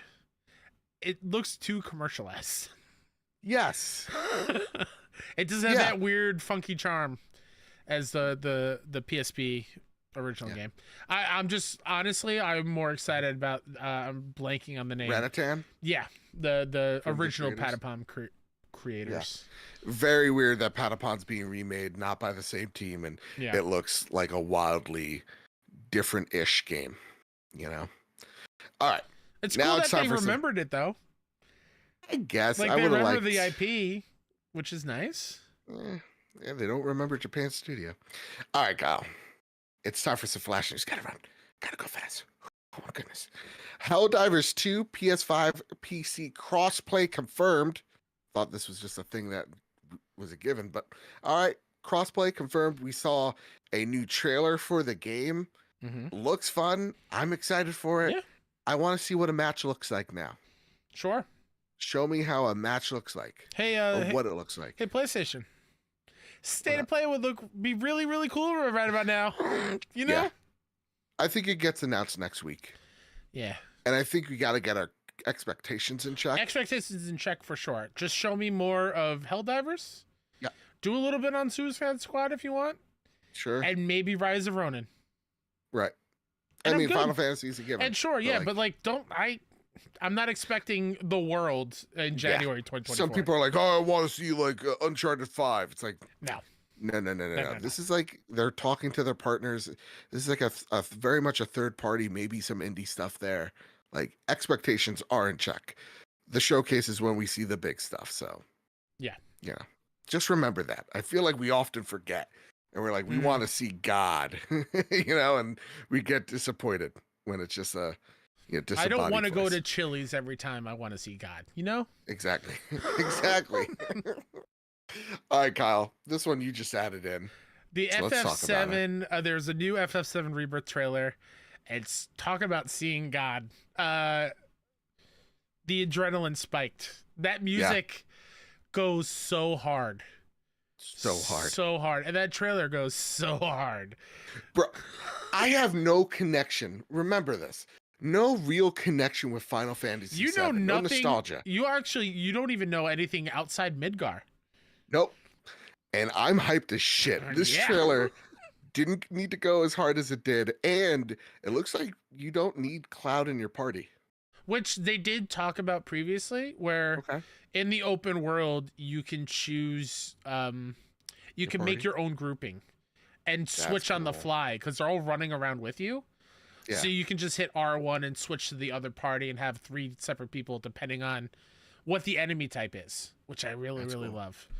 Yeah, I can't wait, man. This looks great. I don't know why he's screaming Tifa. I don't remember why Tifa's in trouble in the OG game. I'm very, very nervous. Listen. But man, that game, every single time I see that game, it's nothing but magic. Yeah. I can't wait. They don't miss. I took off like 4 days of work. Oh, trust me, I got a day saved up. Yeah. So and it comes out on weekday. It's wild. That's right. It's wild. Oh, what are the chances? Hey Kyle, listen, let's just hit R1 real fast. Let's enter the media tab. Let's go. You ready for this? I'm ready. Last of Us Season 2 cast revealed for the most part. These are the major ones. Isabella Merced as Dina, respectfully. She's very pretty. Isabella is starred as in a number of films in the recent years, including Rosaline, alongside Denver, which is going to be Abby. Her other film credits her in the role of the live-action Dora the Explorer Not a in bad the movie. Lost City of Gold. It's a fun time. All right. I've seen some clips. It looks hilarious and like it's completely self-aware, as well as Instant Family with Mark Wahlberg. Where am I? What am I doing here? In Rose Byrne, also respectfully, the father of the Bride remake at Max, and Sicario, Day of the Soldado, and Transformers: The Last Night. Let's not. I have a lot of movie shame piles or shame history.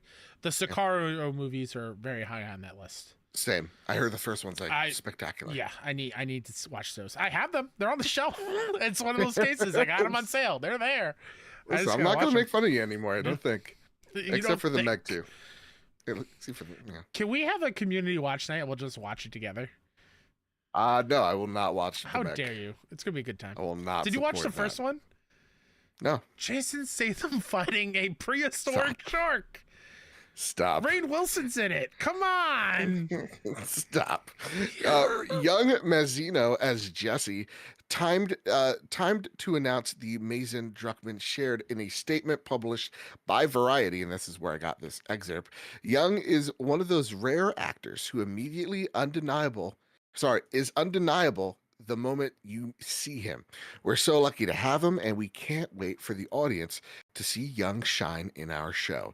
He was in Beef, and that show's great, and he was great in Beef. So take that, America. 2 for 2 in my eyes. Caitlin Denver as Abby. Caitlin Denver. It's Dever, by the way. Oh, Dever. Sorry. Look at me. My ADD kicks in. No worries. Is known for a various roles, the likes of Unbelievable, Dope Sick, and Booksmart. Booksmart, great movie. People should watch it. Is it? It's really good. Good. This won't be the first time Dever is involved in the project from this studio. She also voiced Blank in Uncharted 4, A Thief's End. So there was clearly already a relationship there. Everybody's talking about Abby and Caitlin. See, some people are upset because she don't look like Abby. And if memory serves, I saw on Twitter that she was also up for the role of Ellie. Yeah. She looks like Ellie. Yeah. Why pick her as Abby then? If she looks like I still say this is 3 for 3. Caitlin is incredibly talented. Yeah. I have no doubt that she's going to crush it as Abby. I am on the side of I wish they did pick like a bigger person in the role.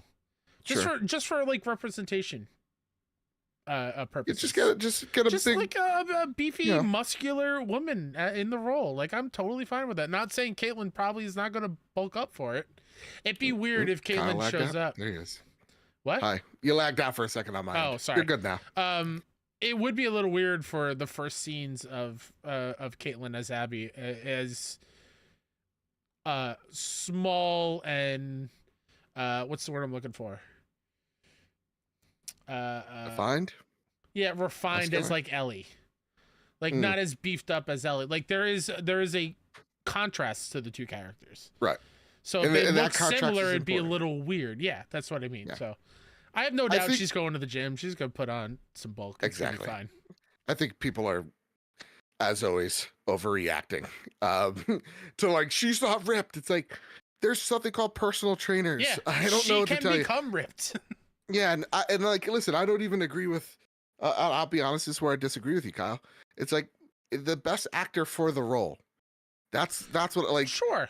Remember, like Joel don't look like Pedro, Bella don't look too much like Ellie. No, I totally outside get of the show, and then they embody the performances, and that's how you remember them. So like now it's like, oh yeah, dude, Bella is Ellie, Joel is, see, look at Pedro is Joel. So it's like, to me, I think Caitlin, from what I understand and what I hear of her acting capabilities, is like they're very lucky to have her. Mm-hmm. I just really hope they got all the security in the world for this girl, man.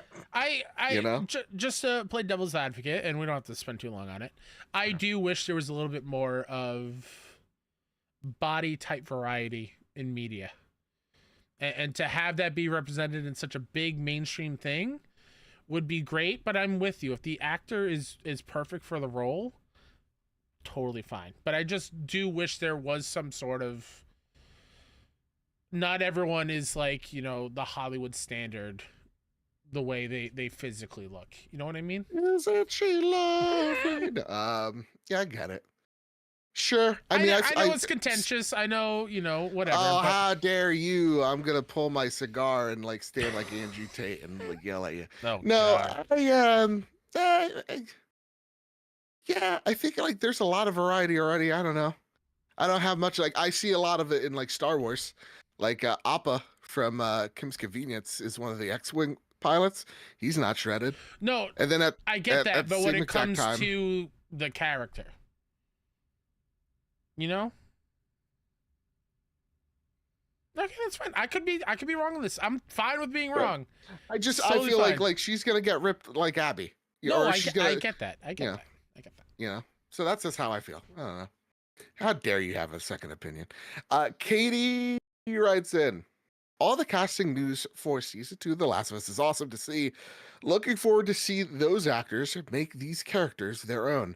Speaking of the casting, this brings me to my question. If you could cast any actor/actress in any video game adaptation, quote, the ones that are in the works or the ones you just want to see happen, who would you like to see cast and what would you cast them in and why? As always, much love. I'm still making my way through the Platties episode, and so far, it's brilliant stuff. You should be very proud, thank you, of what you accomplished. Love y'all. Love you too, Katie. This is where I'm very strange.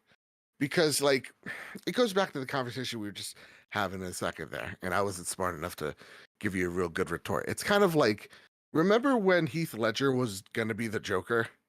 And everybody yelled about Heath Ledger being the Joker. Yeah. It's like, he's not the Joker. UK, he's in, I don't know, he's in The Patriot. That's how I know him. It's like, he's not the Joker. And then he comes in and he gives He's you. too pretty to be the Joker.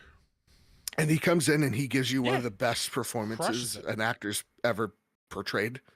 So, like, when I see people go, like, oh, this person doesn't look like this person, just show me. So, like, I don't have a good answer here because for me, not to say I'm anti-fan cast, but I know I'm going to get it wrong. So, like, for me, it's like, I would just love to see Christopher Judge as Kratos. Because he's Kratos to me. Yes. And that would be, like, the only one I have. Granted, I don't think that's going to happen, which makes me sad. Yeah. But I do wish he was. Mm-hmm. He's got the right stature and everything. Oh, yeah. He could totally pull off Kratos. Yeah. In live action. But, yeah. Again, like, I think that role is going to be very physically demanding for him.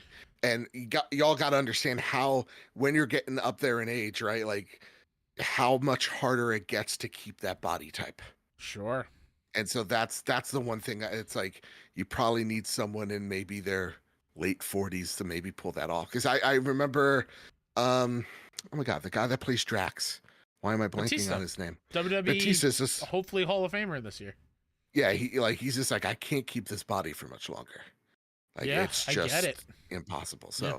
that's my only thing is like, is he going to be unfortunately aged out by the time this thing comes? He's already suffered an injury. So I don't know. But yeah, that's what I like to see. My answer for this one, Mhm. I immediately go to one character. Okay.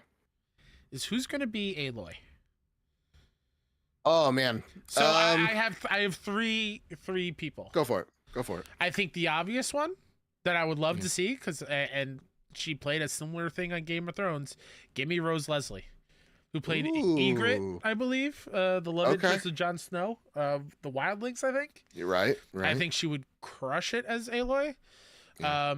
Also, wouldn't mind Karen Gillan being Aloy either. Hmm.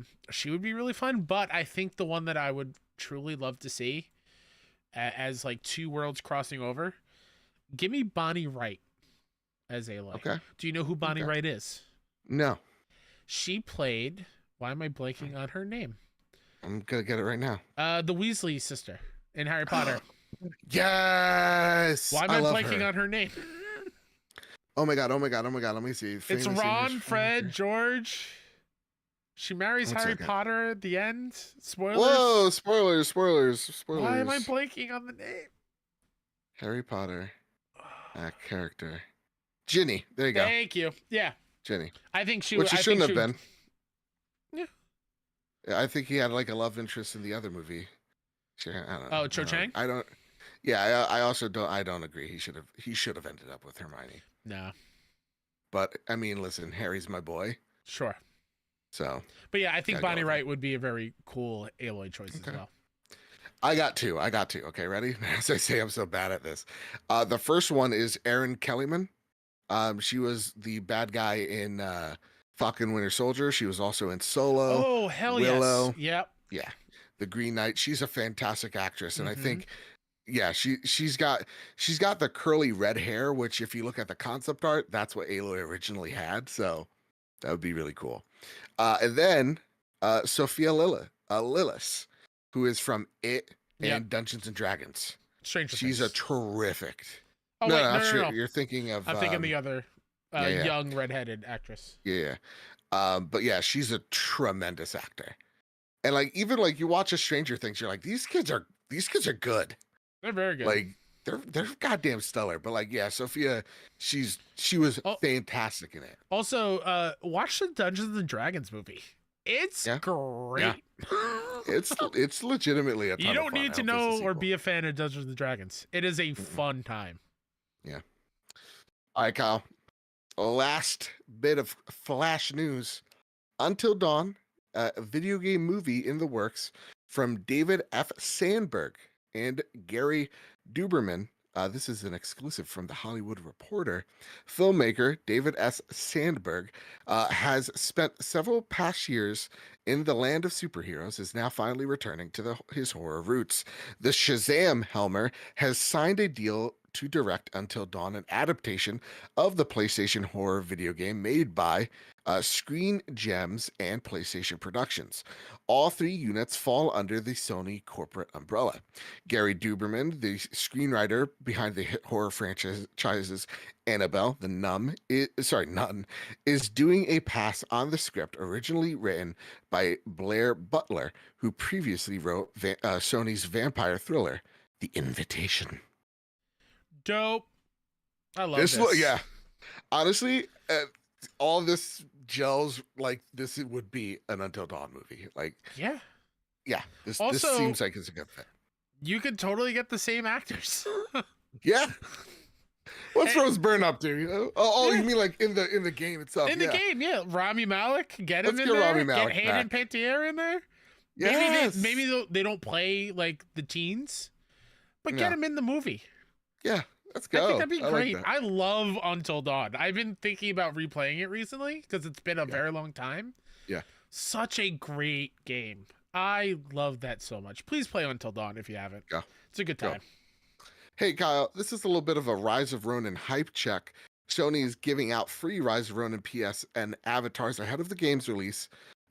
In March, the avatars represent 6 of the game's characters, and it can be claimed via the PlayStation Store. I'm hyped. Let's go. I'm not there yet. Okay, fine. I'm going to play it. It's just the hype isn't... It's not up there yet, and I don't know what it needs to do. Maybe a dedicated state of play or something. Oh, Sony. Give me more than just a trailer. Show me how the game plays, like the mechanics and whatnot. That's kind of what I need right now. Yeah, I think... listen, I think in the next 2 weeks, we will see a state of play. No inside source, no leak here. All right, not Mr. Sony coming up for me to clarify. Nothing. We know nothing. In real life and in video games, we know nothing. Exactly. I just got a hunch. Okay? No one's telling me jack squat. Hope as Elden Ring Steam DLC backend is updated for the first time since launch. Kyle, are we seeing Elden Ring DLC in 2024, the year of our Lord? God knows I'll need it. Yes. God bless your fantasy critic league, sir. I'm not. Listen. God bless you, sir. I am not worried. The season just started. You don't have such a leg up on me as you think you do. Really? Just saying. You think so? I do. Kyle's down 56 points, by the way. That's I don't have any games out yet. He's down 56 points. Could be 60. Totally fine. It's totally fine. Cool beats. I ain't sweating it. No. Okay. You forget that we have a super drop, that I can drop one of those games. Okay. All right. Okay. Good luck. Oh. What you been playing, Kyle? By the way, your clown makeup arrives on Friday. Just so does it really? I'm excited. Yeah. Maybe we'll do that for the state of play. I'll be in my Joker attire, you know? My father was a drinker and a fiend, you know? Start off like that. Hey, like that. Pretty good. All right, good. Kyle, what you been playing? Before we get into the big thing that we can finally talk about, I platted Crisis Core. You did? How was it, dude? The platinum grind was awful. I hated every second of it. Why is that? So if you're not familiar with Crisis Core, a game I've never played. I didn't play it on PSP. Okay. This is my first time playing it. I'm happy they did because it is my gap in my Final Fantasy VII knowledge. Okay. I feel like the story is just okay. A lot of really cool fan service things that I really, really loved. Mm-hmm. But I'm like, everyone in that game, outside of Zack, everyone is like from a different planet. It's so, one of like the main villain is just speaking in play soliloquies the whole time. I'm like, dude, what are we doing? What are we doing? It is cool seeing Sephiroth before he goes evil. I mean, this is a prequel that he breaks bad. He does break bad. He goes into crystal meth. It's wild. Whoa. We gotta cook. Cloud, we gotta cook. I think the gameplay itself is fun. It is actiony, which is great. I hate the leveling up system because if you're unfamiliar with the combat, every single battle you're in, there's like spinning reels. They call it the DMW. I forgot what it means. But in the DMW are a bunch of other characters' faces. And if you get 3, then you get to do an ultimate attack from them. Okay. But in order to level up Zack, there are also numbers on there. And the only way to level up Zack is if you get 3 7s. It's the only way. There's no experience points. There's nothing. So it's wild. And you can only level up materia, I think, if you get 2 6s or something like that. Or 3 6s or something similar. And that, to me, I hated it. There's like no progression whatsoever. A lot of the mini games, this is just a trophy thing, but like a lot of the mini games that you need to do, there's like, oh, you have to do 7 combat encounters, go to leave, and then it will trigger. And then instead of having to redo the minigame in case you fail, you have to then leave the area, come back and do another 7 combat encounters to then restart the minigame. I'm like, what? This is so dumb. This is so dumb. And also having to see sometimes when you get 3 characters on the reel, you'll get like a little story flashback of Zack with that character, which are great. But a trophy is tied to see every scene from everybody. And you can roll 3 of the same character and see the same scene 6 times before you get a new one. There's no way in being like of keeping track of which ones you saw. Yeah. It's a bad trophy list. This will not be showing up on the Platties anytime soon. But it is cool to know a little bit more about Zack. Know that he may or may not be coming in the new games. Don't spoil it for me, Kyle. He was in the trailer we just shouted out, so there is a scene of Zack in the trailer. Fair. But like it's cool that I can now unlock that memory kind of thing. Yeah. Or knowledge, I mean. All right, Kyle, I want to talk about a game I've been playing. Yeah. I've been playing Prince of Persia: The Lost Crown. Ooh. And I truthfully don't know where to begin. So, Kyle, yes, you have a question. So please start me off because I have so many thoughts.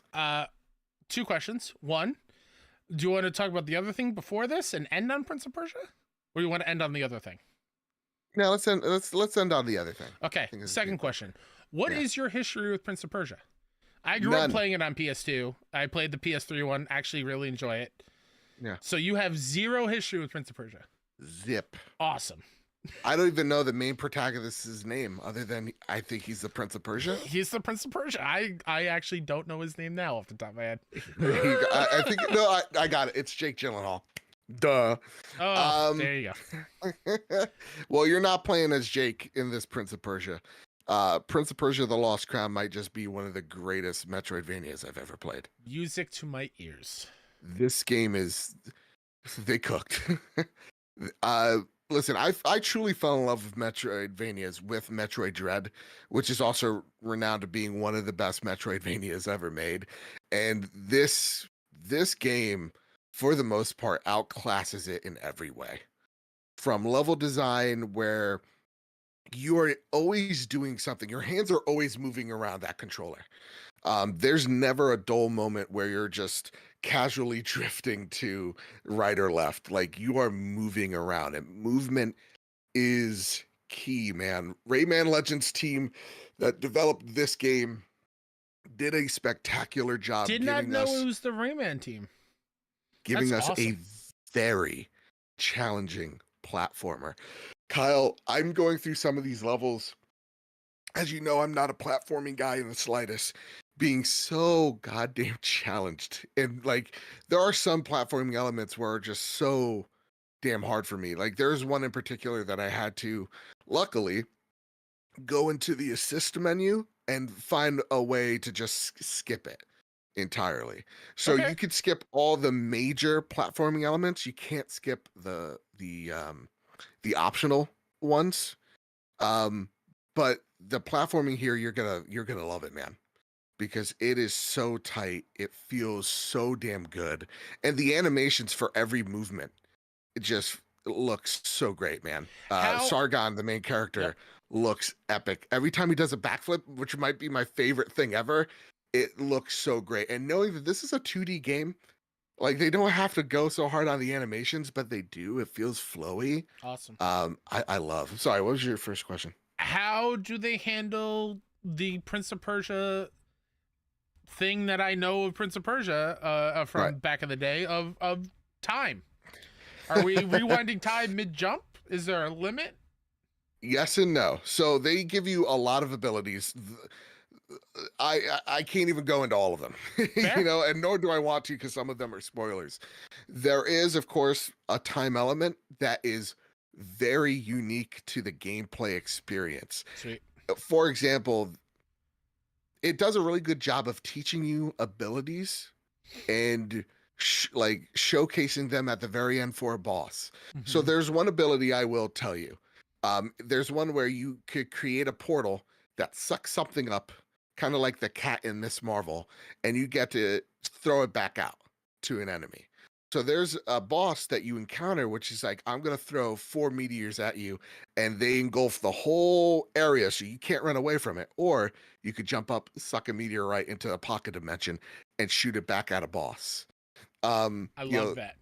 And down to the simple things of like, here's where you get a double jump, here's where you get a dash, and they all culminate into just such a smooth platforming experience that is challenging, really challenging. So Not a serious follow-up question. go for it. Is gaining a double jump in the game the greatest ability unlock ever? Especially in this game. Yes. Because I love a good double jump. And the one thing that I really love, and actually brings me to this, is like, you're seeing things in the environment that you know you'll go back to. And one of the tropes of a Metroidvania is forgetting where that place is. You know, 16 hours later. Which brings me to my other question is, Yeah. A good Metroidvania is easy to find. A bad Metroidvania, I feel, hinges on the map and the traversal on the map and going to the places that you know you can't access until you unlock a certain skill. Yep. How is maneuvering around this map? Is it overwhelming? Is it Jedi Fallen Survivor kind of No. craziness going on, or what? Guys, this map is ginormous, first and foremost. Traversing it, though, it feels more tight. Like, you'll always know where you are. Okay. And the map opens up and you get like a good idea of where you are, and the pathways are visible enough where you can plot out your map, or you plot out your travels, and you won't get lost. But the really cool thing that they do here, Kyle, is they give you essentially a bookmark of like, hey, there's this area early on in the game.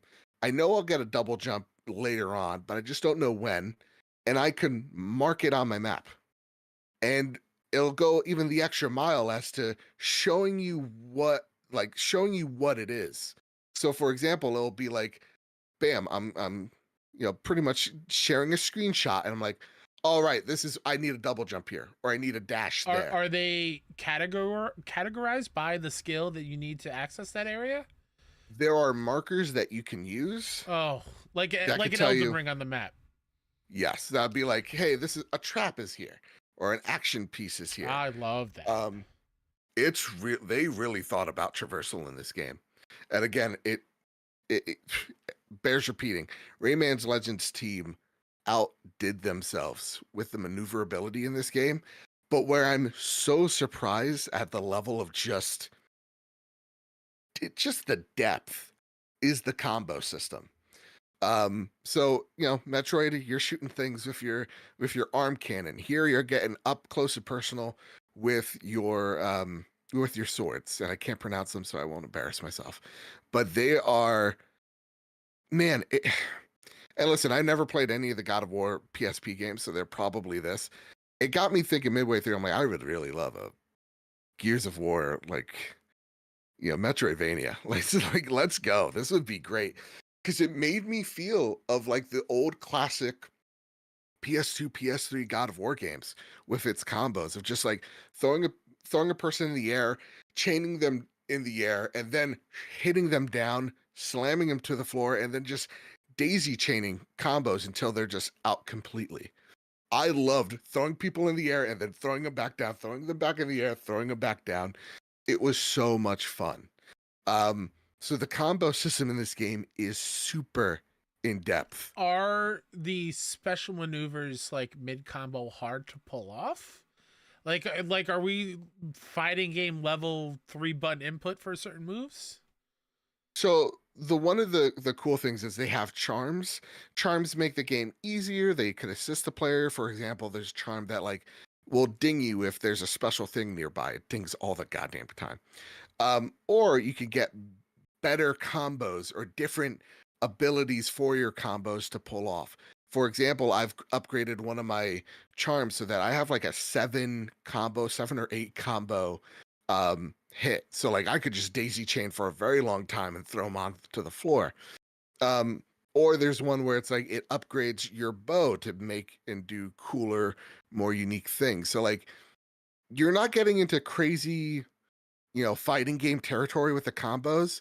It feels just good enough where a simpleton like me can figure out some of the more basic combos, where I can definitely see like one of those people on Twitter go out there and make like a montage, because it is stunning what, again, the complexity of these combos and weapons that you can daisy chain together and what they're able to do. Combat is so goddamn satisfying, Kyle. Like this is special. To me, combat's great. Love a good combat in the game. Are we fighting all these things for good reason? It's the narrative pushing you to keep going and figuring out what's going on. It got me there. In the beginning, I'm like, okay, this is kind of just standard fare. And then the twist happens. And then there's another question that happens about 2/3 into this game where it opens up greatly as to something bigger to play than what's already happening here. And we gotta figure out what's going on. So the narrative, though it takes some time to build up, I'm curious as to what's happening next. The voice acting, for the most part, is great. And I say for the most part because there is one entity, I think their name is Calculus or something like this. Just call him Cal for short. Voiced by an AI. Oof. And it's just as bad as me saying it. Oof. Like, hello, Sargon. My name is a word I can't pronounce. I'm here to light your way, Sargon. Oh God. And it's like I see what you're doing, and none of us like it, and you're not clever. And I know this is not what the developers wanted, but some higher ups like, let's just hire a robot. See if no one's gonna notice. I can notice. It's atrocious. Everybody else sounds great. except the AI thing. It sounds super noticeable. It is like Microsoft Sam. Shout out to you, Sam, the OG. But like it, and that's the thing. It's like everything's so good that even the glaring area that is a voice AI is like probably the worst thing about this game, and should speak highly to how great this game is. The boss encounters, Kyle. Oh my god, you know me. I love a good boss in a good video game, and I love a boss when it's hard as shit. Every single boss that I've played, I felt like I earned and I defeated, and I felt that sense of accomplishment afterwards. They really are like, hey, what did you learn in this section? What ability did we just give you? And also remember your homework from last area as well. Shout out to the snake fight that I think does an excellent job of going, hey, you thought you were playing one game. Well, guess what? You're playing something totally different. And it feels so damn great of like, here's the culmination of everything you learned in this one boss fight. Did you learn it? Let's go. At the same exact time, being so accessible to folks that just want to experience the story, you have that here. They have various modes and assists that help you along the way. Again, I'm not a good platforming guy. There was an element where I needed that help, and it doesn't punish you for it. No trophies are locked behind it. I didn't mess around with the combat too much because I do enjoy a good challenge, but there's definitely like the give me story, give me the God of War type of, range of difficulty. I really, really love this game Hell yeah. so much, dude. The only thing that I hate to say don't like about it is not so much its theme, but it's very anime-esque. Again, they took a lot of homages to Metroid Dread. I just feel like Sargon's a good character. It's just like when Samus did stuff, it was badass, dude. And like Sargon does it, but it feels very anime-esque, and I'm not one for it. That type of thing. So if anime is your thing, you're gonna really love this. But like some of the finishing moves that Sargon does, which is a parry system, again, the whole charm system. But like the parry system's great. There'll be a time where an enemy's coming at you. If it lights yellow and you do a perfect parry, you kill them instantly. And you get a really cool animation. Even with some boss fights, there's a perfect parry animation that feels epic. And they were taking notes when they were playing Metroid Dread because it's very much inspired. Even some of the enemies, like the creepy robots that I'm blanking on. The Emmys. There's an homage to the Emmys. And terrifying. So it's so weird to say that I think Ubisoft may have made the best, if not one of the best, Metroidvanias ever. If it wasn't for the weird AI thing, this would be a perfect game, man. It sits awesome. very high on my list. And in perspective, 2023, the year of games, this probably could have been number 3 and number 4 on my game of the year. That's awesome. This is a game I'm going to platinum. So don't even ask me. You know it. It's a platinum game. And I do, anyone listening, there is a demo on the PSN store, I believe. Yeah. But the game comes out, if you're listening to this in podcast feeds, this Friday. I think it's $50. It is in fact $50. It's worth every goddamn cent. Played it on the portal, then played it on my PlayStation. Yep. The only other thing that I will say is because I'm playing on such a large screen, I do feel like Metroidvanias are meant for the handheld. So you can see everything a little bit better, I feel, on the handheld instead of like the 60-inch screen, everything's in the air. And I sometimes the other thing that I think is my one gripe is you fight other yous. It's not a terrible spoiler. Not a spoiler at all. I'm not giving you any context. You fight yous, right? It's in a training field. It's also a Metroidvania trope. Yeah. You're in a training field and you're fighting other yous. And that gets really confusing because there's really no thing that makes you different than the other ones. It's just they're a different color than you, and I would have liked maybe something that lights up because I get lost in the sauce a lot in those fights. So shout out to Silcana in chat about the AI voice. They said those lines slipped through the cracks, and they sent to the voicing company to add in a patch later. Good, yeah. So I'm happy to hear that. Yeah, because it's super noticeable. It's like, hello, Sargon. Like you could hear the space in between the comma. Yeah. Like, it's weird. All right. So, yeah. Which reminds me, before we get into the other thing, another really quick flash news. Gotta go fast. Foamstars is coming to PS Plus day one. Yes. February 6th. The reason why I remind me of, they did come out and there is AI art in that game as well, which is a bit of a taking bummer. a lazy road. But yeah, Foamstars, PS Plus day one, which is, I'm glad they are supporting and putting more games on day one. God knows PS Plus, even though it's Foamstars, and I'm excited. It's Splatoon. Which I think they're also very upset with people comparing it to Splatoon. I don't care. It's a compliment. I love Splatoon. I love this game. Fight me in the streets. Fair. All right, we're out of Flash News again. Before we get into Suicide Squad, because we played it, people in chat were asking, and you did mention you were playing it. How far into FF7 are you, the OG? Enough to talk about it? Not enough to comfort. I want to save all my thoughts for the players chat. By the players, fair. Respectfully. All right, so patreon.com/PSR if you want to know. Pay me. We got to play Suicide Squad. Shout out to our friends who got us codes to play. I guess I'll start. I had a great time. I think it's a lot of fun. Yeah. Is it going to be the best game ever made? Probably not. Nope. Am I going to have a hell of a lot of fun? Damn straight I am. I do take some issue with some of outlets covering of the previews, because I feel like they're just hating on it just to hate on it a little bit, because it's not what they wanted. So specifically, like I am forgetting the outlet. Maybe it's the IGN preview, but they're like, the Flash is too fast. Can't keep up. Yeah, it's the Flash. I'm happy that he's fast because it's the Flash.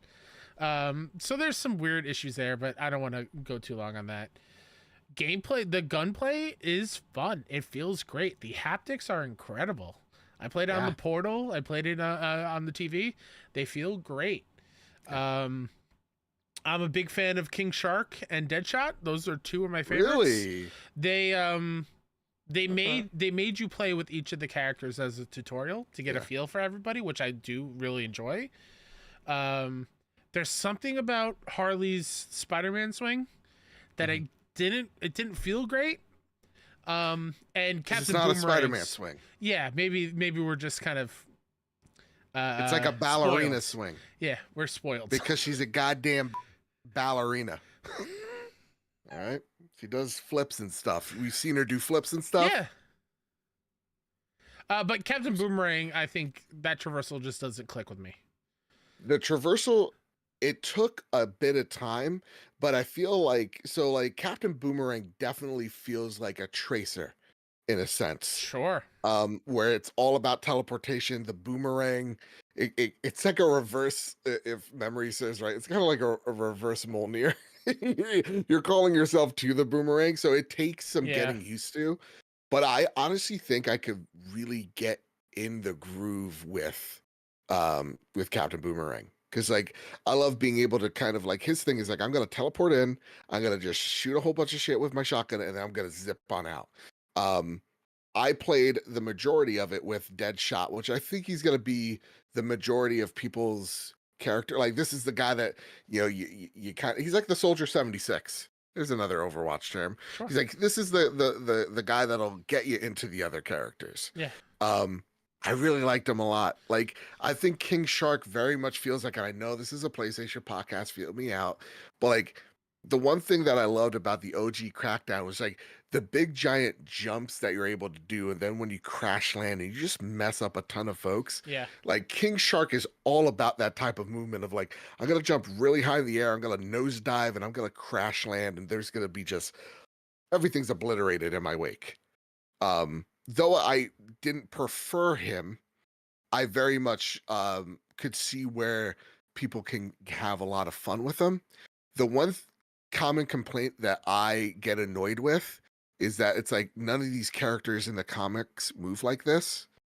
They explain that in the first 5 minutes. Yeah. And then their movement is very much that of like like homage to the comics. Yeah. Like they respect the characters that way. Yeah. Where it's like it's explained why they get certain abilities, and then their movement is very much like how they would move.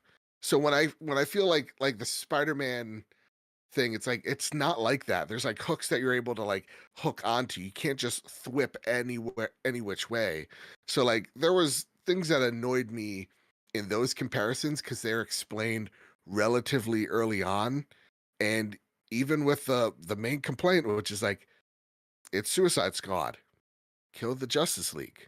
They're telling you. We're gonna kill the Justice League. Yeah. And I feel like for people that are so stuck on that concept, it's like, do you ever think that like, or have you ever read a comic book and they kill a superhero? You want to know how long that lasts? Deadpool legit killed every Marvel hero at one point. Yeah. Dude, remember Doc Ock killed Peter Parker or put himself in the mind of Peter Parker and literally mannequined his body for like. There's a world where Captain America is a zombie. Yeah. It Remember happens. what it kind of it reminds me of the arc, and again, I'm not like a comic book fan, and if I know it, you kind of should too.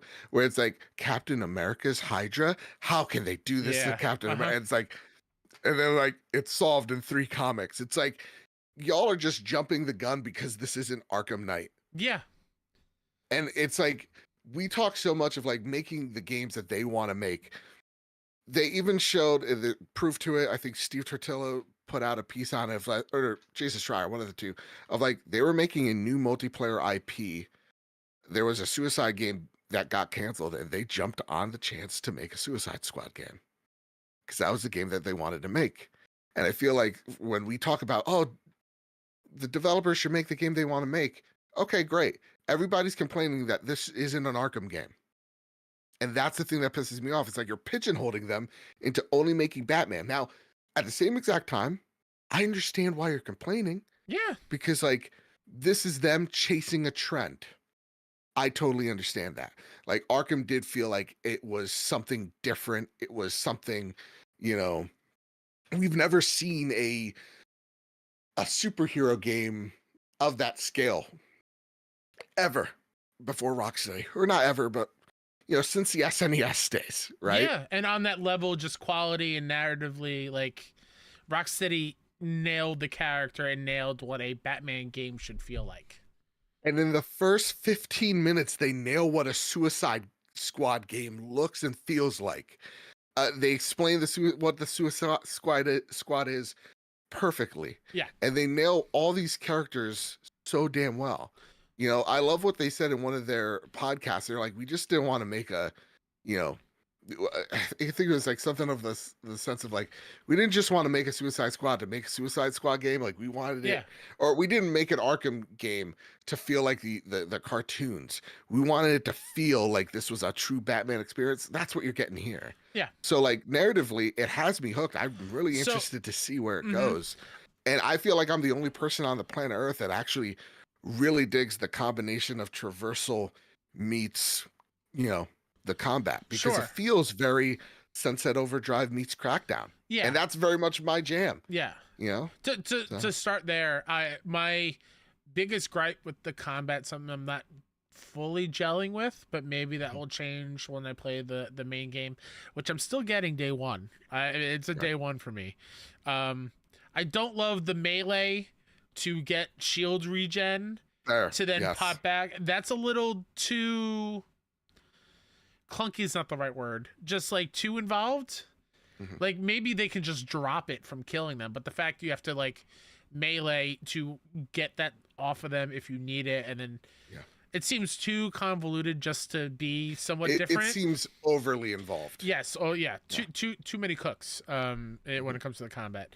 Narratively though, there was a point where I decided to stop playing, not because it was a bad time. It's just because I wanted to enjoy this without my name all over the screen, because and like I wanted to experience it on the final build, the newest patch when it comes out, because they're doing.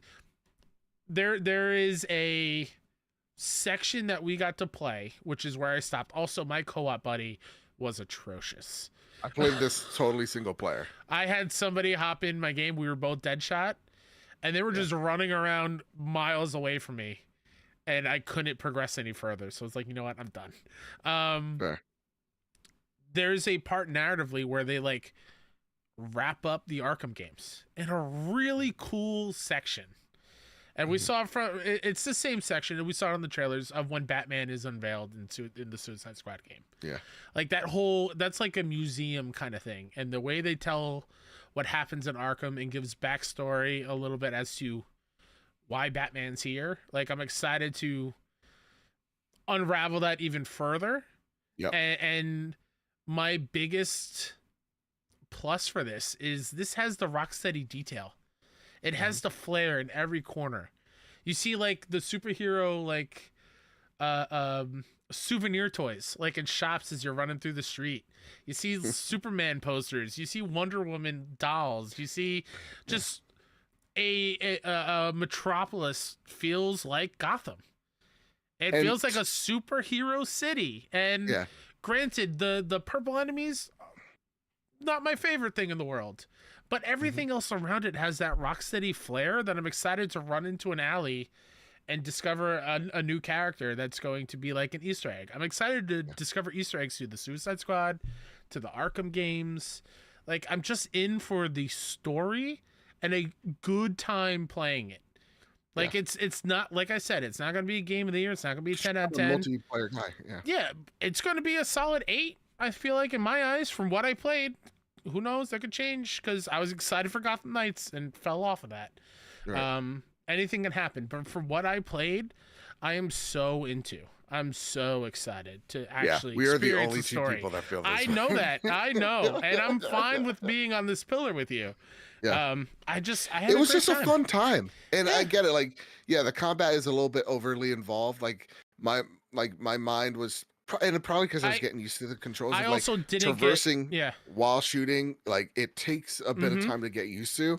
And truthfully, like, I've played about 4 hours of this. So, like, to me, I got to a point where I'm like, I'm just gonna save this. I like it, and I'm just gonna save it for later. So, like, for me, I got my fill. I liked what I saw, and I'm gonna be playing it on the second. I just feel like everybody already had their minds made up for this game. I also didn't get to, and not like the reviewers that they have the right. No. They have their right. Absolutely, absolutely. I also didn't get real into like changing gear. I didn't get into those systems so much. So seeing those screenshots, I understand people's hesitations and why you're not gelling with it. I can't speak on it because I didn't really get into it. Same. I just played with what they gave me. And I didn't really unlock anything to switch out or whatever, so that might change. But as a Borderlands fan, changing out weapons all the time, at the times I played Destiny, I enjoy that a whole lot. So and truthfully, the only time where I'm like, I'm using a gun, this is weird, is when I was playing King Shark. I'm like, this doesn't make sense. But like for the rest of them, I'm like, Deadshot uses guns. Harley definitely uses guns. She uses a giant mallet. And I don't know much of Captain Boomerang. He uses a boomerang. So it's shout out like, to Samoa Joe's King Shark, killing it. King Shark's voice acting amazing. In this game, the voice acting in this real is good, top notch. So again, I really enjoyed it. I'm giving it the time of day when it comes out, February 2nd. So and people saying that this is Avengers Part 2. You're making it Avengers Part 2. I think this feels totally different. Totally different. All right, Kyle, are you holding on to something? My uncle pen that I got for Christmas. My big giant jug of water because I'm making a lifestyle change. Is that a Stanley? No, and you're popping in, by the way. No, I didn't fight 15 white women in a Target for this. This is what is this? This is a Corkle. Okay, all the ladies at work now have Stanleys, and I'm like, you're just feeding into the hype. Be different, be bold. It's a goddamn cup with a handle. I really don't see the appeal. I don't see why this is a big deal. But if they made a PlayStation version of it, I'll fight 15 kids right here, right now, kick them right in the face. All right. Prepare the drop. Here are the latest steals and deals coming to the PlayStation storefront. Can't do the voice because it'll kill my back. Toy Trains, PSVR 2, January 18th. Busen Nights on PS5, PS4. Bulletstorm VR, PSVR 2, Prince of Persia: The Lost Crown on PS5, PS4. Again, must play, definitely buy, worth full price, platinum, whatever. 5 out of 5. The Cub on PS5, PS4. I heard really good things. It's a Shout out nice to the short little Cub, platform. 6-1 Indie Showcase alum. Oh, look at that. And it's great. And it's Yeah. great for what I hear. And then January 19th, The Last of Us Part 2 remastered on PS5. From what Digital Foundry thinks, it's the same game from the PS4 of how it runs. All right. I just want no return mode in It's that got- cheap yeah. trophy. It's got a rogue mode. It's got lost levels. It's got Yeah. director commentary. And real talk, that's what I'm going to be playing. I Yeah. got no time for the story again. I want the levels Yeah. and I want no return. Oh, I'm going to have a lot of fun this Also, this weekend. let's go back to the media tab real quick. Grounded 2 is going to be out, Yes. I think, the same day as release on Same Friday. day. That's correct. So a Grounded documentary Part on 2. Last of Us Part 2, the making of, and I'm so excited because the first Grounded doc, which I don't think it was called Grounded, I forgot, maybe it was Endure and Survive, I forgot what the title was. Something. Yeah. But when they made the first Last of Us, as well as Raising Kratos with God of War 2018, are some of my favorite things. So Yeah. I'm very excited to see more of what they were going through, especially during the pandemic. Obviously, the leaks, and I'm very excited to see what the behind the scenes of what might be one of my favorite games ever. And I'm excited for that cheap little plat, and I'm excited to, kill invisible clickers, which scares the shit out of me Hell in no yeah, return. dude. Oh my goodness. All right, Kyle, it's time for our favorite segment, but sadly the last segment of the show, and that is the Sony Pony Express. Yeehaw! We got 2 questions. Everybody, first of all, thank you all so much for giving us a wide variety of questions this week. I actually love when we have like a short Sony Pony Express because like everybody just, no matter what the topic was, everybody was on it today. This is great. So please send your questions over to the Trophy Room Discord server. We ask every Wednesday, but you can literally just drop them in. There's a little questions tab. We love reading new names and new folks on the list there. So yeah, make sure, check us out, the Discord server, get your questions in, and we'll shout you out. Just like our first listener question. Kyle, take it away. And I think Kyle No, I'm here. lagged out. Oh. I was not on the question, so I had to scroll up. Oh, okay. You were really perfectly. I was like, uh-oh, he timed out. I'm meditating. Okay. First question comes from Yuna. Hey guys, hope you are both doing well. My question this week is, what do you think are the most balanced hard mode in games for second playthroughs? Going through Final Fantasy VII Remake hard mode in prep for Rebirth, and apart from a few hikes, I say it has a fair and balanced hard mode, so I throw the ball to you guys. What hard mode gave you a balanced time? Also, congrats on the Crisis Core plat, Kyle. Thanks, Yuna. I really have to give it up to Remake. That hard mode is something special because when you look at it and you're like, they're taking items away. You can't use any items, which is wild because that is like something I use a lot of in the first playthrough. But the level of strategy it gives you and having to use certain materia that you didn't even think of touching in the base game, it just makes me love that so much more. And likewise, I loved, as stressful as it was, playing Last of Us Remastered on Grounded. That was a people want to talk about like, why are there so many supplies in this Last of Us universe? Go play it on Grounded and then come back to me because it feels real. When you open up every drawer in a room and there's nothing there, you get it. You understand. Grounded is really, really good. So I do think that one is pretty balanced because you do have to go through the main game first. Yeah. If you're hopping into Last of Us 1 for the first time and starting on Grounded, you're nuts. Don't do that. I accidentally did, was it Jedi Fallen Order and Survivor on hard mode? But you also bumped it down for those 2 stupid frog dudes. Yeah. No, I'm not hitting my head over a goddamn brick wall for those frog fucks. I did. I'm still not recovered from it. No, you don't need to put yourself through that much hell. But shout out to Sekiro's New Game Plus and any really From Software New Game Plus for Fair. providing you that extra challenge. They're real good. But I'm usually not a hard mode guy. So if like like I'll do like a veteran run of Call of Duty, but that's as far as I go. Yeah. Fair. The final question on the Oh my God, the Cowboy Pony Express? No, the Sony Pony Express. Yeah. Green Gorilla Gamer writes in, "Sup boys? Spider-Man 2 winning 9 awards at the Platties put a smile on my face, and I did finally finish the episode, and it was amazing. Thanks, Triple G. Hollow Knight Silksong only getting 4 votes, though. I was one of those votes. It's coming out this year. I hope. I hope so too. My question for you guys: I kind of did a thing. I bought a PSVR 2 from my fiance's cousin. I never would have bought this thing at full price, but he had it for such a great deal, and he used it like twice and just didn't want it anymore. But now I'm having a touch of buyer's remorse. There's not as many games as I thought there was for this peripheral. Am I wrong? Do you guys have a list? Are there lots more coming out? I would appreciate the help. I cannot wait to play Last of Us 2 Remastered. I might have to move my stream to Saturday, though. I'll let you know, Kyle. Peace." For those who are not familiar, Green Gorilla has not had part 2 spoiled for him.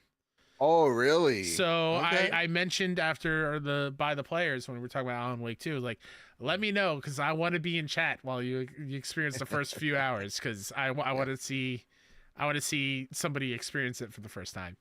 I think PSVR 2 has a solid lineup. The problem is, it could be better, and they don't promote it a whole lot. Like, I had no idea Bulletstorm VR is coming out this week until you read that the lineup. They need to do a better job promoting it, and I don't know, maybe not making all of PSVR 1 games not work on VR 2. Maybe that was a mistake. That could have been a big mistake. No, from what I understand from the devs, they need that money. So it's not as sure. Yeah. It's not as lucrative. You know what I'm saying? I understand that. Yeah.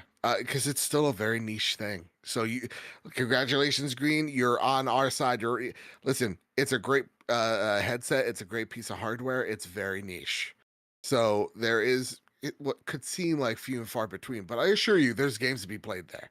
So, like, I bet you have Call of the Mountain, but if you don't, Horizon Call of the Mountain, Arizona Sunshine 2, which is a sequel to a really beloved game, Tetris Effect, Gran Turismo 7. You have, of course, Resident Evil Village and Resident Evil 4, Synapse, which is one of Synapse. Enough. Go. Isn't Good. Resident Evil 7 also VR2 compatible now? No, I think it's not just yet? Village. Okay. Yeah. Beat Saber, Beat Sombre. So I like shouted out games... Tentacular on the Platties. You got What the Golf. If you're an NFL fan, I think NFL Pro Era is a fun time. Noticed when I went into my library, I got the new one already. Okay. Like maybe they just updated the one I bought last year to the new one. Because it's the new icon. I found that a little weird. You got Moss. Also, if you haven't played Moss, Pistol Whip. Pistol Whip's great. Yeah. If you haven't played Moss 1, play Moss. There's a Moss 2. They're great. I also hear, unironically, because now I'm looking at a list. Yeah. Because it ran out. But Creed Rise of Glory, I've heard legitimately great things about it. Yeah. Oh, and how can we... Demio, come on. Demio's a good time. Demio's a good time. Go. It's D&D, baby. Yeah. So, yeah. There are some really good games on there. They just don't spotlight it enough. So, yeah. All right, guys. That's it. That's all I got. That's been the Trophy Room this week. What a week it was. Kyle, you think we're going to stay to play next week? I don't know. I don't even want to... I don't want to even guess one. Just you let think it PlayStation's happen. going to ever talk to us ever again? I hope so. I miss them. What if we were Canadian? You think they'd talk to us more? Yeah, they definitely would. They definitely would, huh? Yeah. Okay. Hey, is there anything you'd like to spotlight before we get on out of here? Myself, Mr. K-Set, pretty much everywhere. 61 Indie, go cover indie gaming news. And I just want to... I put this in the Discord. I'm going to try to say it without crying. Just tell people you love them. Yeah. You don't know when the last time you'll hear that from you or anybody else. So just tell people you love them. You know what I mean? Devs, friends, family. Don't keep it in. Tell people you love them. I hate your fucking guts. I know, but I love you. That's fine. That's fine. Yeah, I know. It's been a tough few days. Listen, I echo that sentiment. Go out there, tell someone you love them. Tell a dev that you appreciate their hard dang work, because they do a whole lot to make the games that you love, and they, as we see week in week out, are not thanked and let go and all that awful stuff. So yeah, much love to the developers out there. Much love to y'all for listening, watching, however you're consuming the show. Thank you so much. If you liked what you saw here or listened to, if you're on YouTube, like, share, subscribe. It helps us out. It gets us to that recommended tab to get more eyes on us. You can rate us 5 stars over on Apple Podcasts and Spotify. That gets more ears holes in our lists.